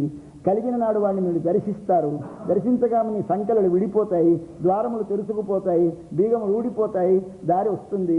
ఒకసారి నన్ను శిరస్సు మీద పెట్టుకో వెళ్ళండి అవతలకి అని చెప్పాడు వసుదేవుడికి. బయలుదేరేడిన నెత్తి మీద వసుదేవుడిని పెట్టుకున్నాడు, కృష్ణుడిని పెట్టుకున్నాడు. వసుదేవుడు వెళుతున్నాడు. వెళుతూ ఉంటే యమున నది ఎలాగుంది? అప్పుడు వర్షాకాలం. అతి గంభీరముగా పారుతోంది. సుళ్ళు తిరుగుతూ పారుతోంది. నురుగులు కక్కుతూ పారుతోంది. పెద్ద అగాధమైనది. కానీ వెళ్ళిపోతున్నాడు వసుదేవుడు. చూసి భయపడలేదు. అయ్యో నురుగులే పొంగే మునిగిపోతానేమో అనుకోలేదు. ఇంకేదా మా వాడు వెళ్ళమన్నాడు. బయలుదేరి వెళ్ళిపోయినాడు. ఇది ఒక అందమైన మాట చెప్పారు మనకి పురాణంలో. శిరస్సు మీద కృష్ణుడిని వహించి జానుమాత్రోదక, మోకాలు దాకానే నీళ్ళుండి యమునని దాటిపోయినాడు వసుదేవుడు. ఇది నేర్చుకోండి. పుట్టిన వాడిని నెత్తి మీద పెట్టుకోండి. పుట్టిన వాడిని నెత్తి మీద పెట్టుకుని వాడు చెప్పినట్టు నడవండి. నడిస్తే సంసార సముద్రం మోకాలి బంటి దాటలు. వెళ్ళిపోయినాడు అవతలొడ్డికి. ఈ యమున ఏమిటి? యమున సూర్యుడు వీళ్ళిద్దరు అన్నదమ్ముడు అక్కచెల్లెలును. సూర్యుడు యమునకి అన్నగారు, యమున ఆయన చెల్లెలు. ఆయన పేరు ఏమిటి? సూర్యుడికి యమహ అని పేరు, ఇది యమున అని పేరు. అలాగే యముడని ఒక రాజు ఉన్నాడు మనకి, యమధర్మరాజు గారు. ఆయన అందరినీ శాసిస్తాడు. ఆయన నలుపే, మన చెల్లెలు నలుపే, ఇద్దరు నల్లటి వాళ్లే. యమున నీరు నలుపు, యముడి ఆకారం నలుపు. వీళ్ళిద్దరూ యమ యమున. వీళ్ళిద్దరూ సూర్యుడి యొక్క బిడ్డలట. సూర్యుడికి ఇద్దరు కొడుకు కూతురును. కొడుకు కూతురులో కొడుకు యముడు, కూతురేమో యమున. అంటే ఇదేమిటిది? కాలం అనేటటువంటి ఒక ప్రవాహం. ఈ యమున అనేది సూర్యుడి వల్ల ఏర్పడినటువంటి కాలం అనే ప్రవాహం. ఈ కాలం అనే ప్రవాహం ఎక్కడుంది? యువతల మధురుంది, అవతల వ్రేపల్లి ఉంది. వ్రేపల్లి అంటే ఆత్మస్వరూపాన్ని తెలుసుకుని పరమాత్మను పొందవలననే కోరికతో నిండిన జనము ఉండినటువంటి ఊరు వ్రేపల్లె. కేవలం భోగములే ప్రధానమనుకుని భగవంతుడిని లోపల బంధించేయాలని ఊరు మధుర. ఈ మధుర యువతల ఒడ్డు, అవతలి ఒడ్డు వ్రేపల్లె. ఇది మన సంసారం. మన లోపల కొంతమంది భూక్షువులు, కొంతమంది ముముక్షువులు. కొంతమంది భోగమే కావాలి, కామమే కావాలి, ఈ సంసారమే వృద్ధి పొందాలి, భగవంతుడు ఊసే అసలు ఎత్తకుండా హాయిగా జీవిస్తున్న వాళ్ళు యువతలొడ్డునున్నారు. అవతలొడ్డునున్నవారు ఎవరు? కేవలం కృష్ణుడే కావాలి, కృష్ణునే పొందాలన్నవారు అవతలొడ్డునున్నారు. వారిది వ్రేపల్లె, ఇది మధుర. మధురలో పుడతాడు, వ్రేపల్లె చేరుతాడు. వెళ్ళేవాడు ఎవడు తీసుకెళ్ళాలి? వసుదేవుడు తీసుకెళ్ళాలి. వసుదేవుడు దర్శించాడు కృష్ణుని, సాక్షాత్ భగవానుడిని. దర్శించిన భగవానుడిని ఆయన ఆదేశాన్ని పాటించాడు, శిరస్సుపై వహించాడు. తీసుకెళ్ళి యశోదాదేవి పక్కలో చేశాడు ఆవిడ బిడ్డడిగా. ఈ యశోదెవరు అంటే మన మంత్రాలకన్నిటికీ నేను చెప్పాను, ఋషి, ఛందస్సు, దైవతము అని 3 ఉంటాయి. ఋషి అంటే ఎవడు మొట్టమొదటి చూస్తాడో వాడి పేరు ఋషి. చూసిన వాడు చేర్చే చోటు ఛందస్సు, దానిలో చేర్చబడినవాడు దైవతం. ఇటు ఋషి, ఛందస్సు, దైవతం 3 మనం సహస్రనామాల్లో చదువుకున్నాం. అస్య శ్రీ విష్ణోర్దివ్య సహస్రనామ స్తోత్ర మహామంత్రస్య శ్రీ వేదవ్యాసో భగవాన్ ఋషి అనుష్ఠుప్ఛంద శ్రీ మహావిష్ణు పరమాత్మ శ్రీమన్నారాయణో దేవత చదువుతున్నాం రోజు పారాయణ. ఈ కథ మనకి చెప్పాలి ఒకసారి. ఇది నాటకంలో యాక్ట్ చేసేస్తే తెలిసిపోతుంది కదా స్పష్టంగా మీకు. ఇక్కడ ఎవరిక్కడ ఋషి? వసుదేవుడు. ఎవడు చూశాడు కృష్ణుడిని భగవంతుడిగా? చూచినవాడు ఋషి. ఈ చేర్చినది ఎక్కడ? యశోద పక్కలో. ఆవిడెవరు? ఛంద అంటే మంత్రం. అందులో పుట్టిన పిల్లలెవడు? శ్రీమన్నారాయణో దేవత శ్రీకృష్ణ పరమాత్మ. కాబట్టి ఋషి, ఛందస్సు, దేవత, ఇది మీకు ఉండే మంత్రాలన్నీ. కాబట్టి ఆ మంత్రమే యశోద. దానిని చూసిన ఋషే వసుదేవుడు. ఆ వసుదేవుడు తాను చూసినటువంటి భగవానుని మంత్రమునకు వశము చేస్తాడు. మంత్రము మీరు అనుసంధానం చేస్తే ఒకసారి మనసులో, ఒకసారి మీ కృష్ణుడు దర్శనమిస్తాడు. చెంగున గెంతుతాడు, విహరిస్తాడు, మాట్లాడతాడు, తన్నుతాడు, గుద్దుతాడు, పలకరిస్తాడు. ఇది మంత్రము యొక్క ప్రభావం. కాబట్టి ఆయన యశోదానందరుడు అయిపోయినాడు అవతలుడి నుంచి అవతలిగడ్డి. కాబట్టి ఇంతవరకు కథ చదువుకున్నాం. ఆ కథ అక్కడిది, మనలోది అయిపోయింది. కాబట్టి యమం మన్ను వడమధురమైందనై ఇవాళ ఆపుదాం. రేపు కథ తర్వాత నామాలకి రేపు అర్థం చెప్పుకుందాం. ఇంకా చాలా కథ ఉంది. అంతా వెళ్ళాలి కదా, చివరి దాకా దామోదరుడి దాకా వెళ్ళాలి. వెళితే మరొక అరగంట పడిగా పడుతుంది. మన సమయం అయిపోయింది. ఇదే రేపు చెప్తాను. ఆశ్రం చదువుదాం. మాయనై మన్ను వడమధురమైందనై தூய பெருநீர் யமுனை துறவனை ஆயர்குலத்தினர்தோன் மணி விளக்கை தாயை குடல் விளக்கம் செய்த தாமோதரனை தூயோமாய் வந்து நாம் தூமலர் தூவித் தொழுது வாயினால் பாடி மனத்தினால் சிந்திக்க போய விஷயம் உதர்வா நின்னனவும் దీనిల్ తుషాహం చెప్పేలోరెంబావాయ్. ఇంతసేపు నిశ్చలంగా ఉంటాం కానీ ఒక మాట పాశనం అయిపోయేసరికి కదిలికి వస్తుంది మన లోపల. ఇంతసేపు సత్వగుణం ఉంటుంది, ఇప్పుడు రజోగుణం వస్తుంది. కానీ పాపం 5 నిమిషాలు 2 నిమిషాల కంటే ఎక్కువ వాళ్ళు ఖర్చు పెట్టరు. కాబట్టి అందరం ఒకసారి ప్రశాంతంగా ఉండి వాళ్ళని ఆనందింపజేసి కార్యక్రమం అయిపోయిందని ఆనందంగా వెళదాం. ఒకసారి 2 నిమిషాలు మీకు శ్రమపడండి. ఆ పిల్లలు ఎవరైనా మాటలు చెప్పేస్తారు, వెళ్ళిపోతాం. స్వచ్చిష్టమాలికా బంధగంధ బంధుర విష్ణవే విష్ణుచిత్తధనుజాయై గోదాయై నిత్యమంగళం మాదృశాకించన త్రాణబద్ధ కంకణపాణయే విష్ణుచిత్తధనుజాయై గోదాయై నిత్యమంగళం శ్రీమత్యై విష్ణుచిత్తార్య మనోనందనహేతవే నందనందన సుందర్యై గోదాయై నిత్యమంగళం మంగళాశాసనపరైర్మదాచార్య పురోగమైః సర్వైశ్చ పూర్వైరాచార్యైః సకృదాయాస్తు మంగళం. ఓం తత్సత్. సర్వం శ్రీకృష్ణార్పణమస్తు.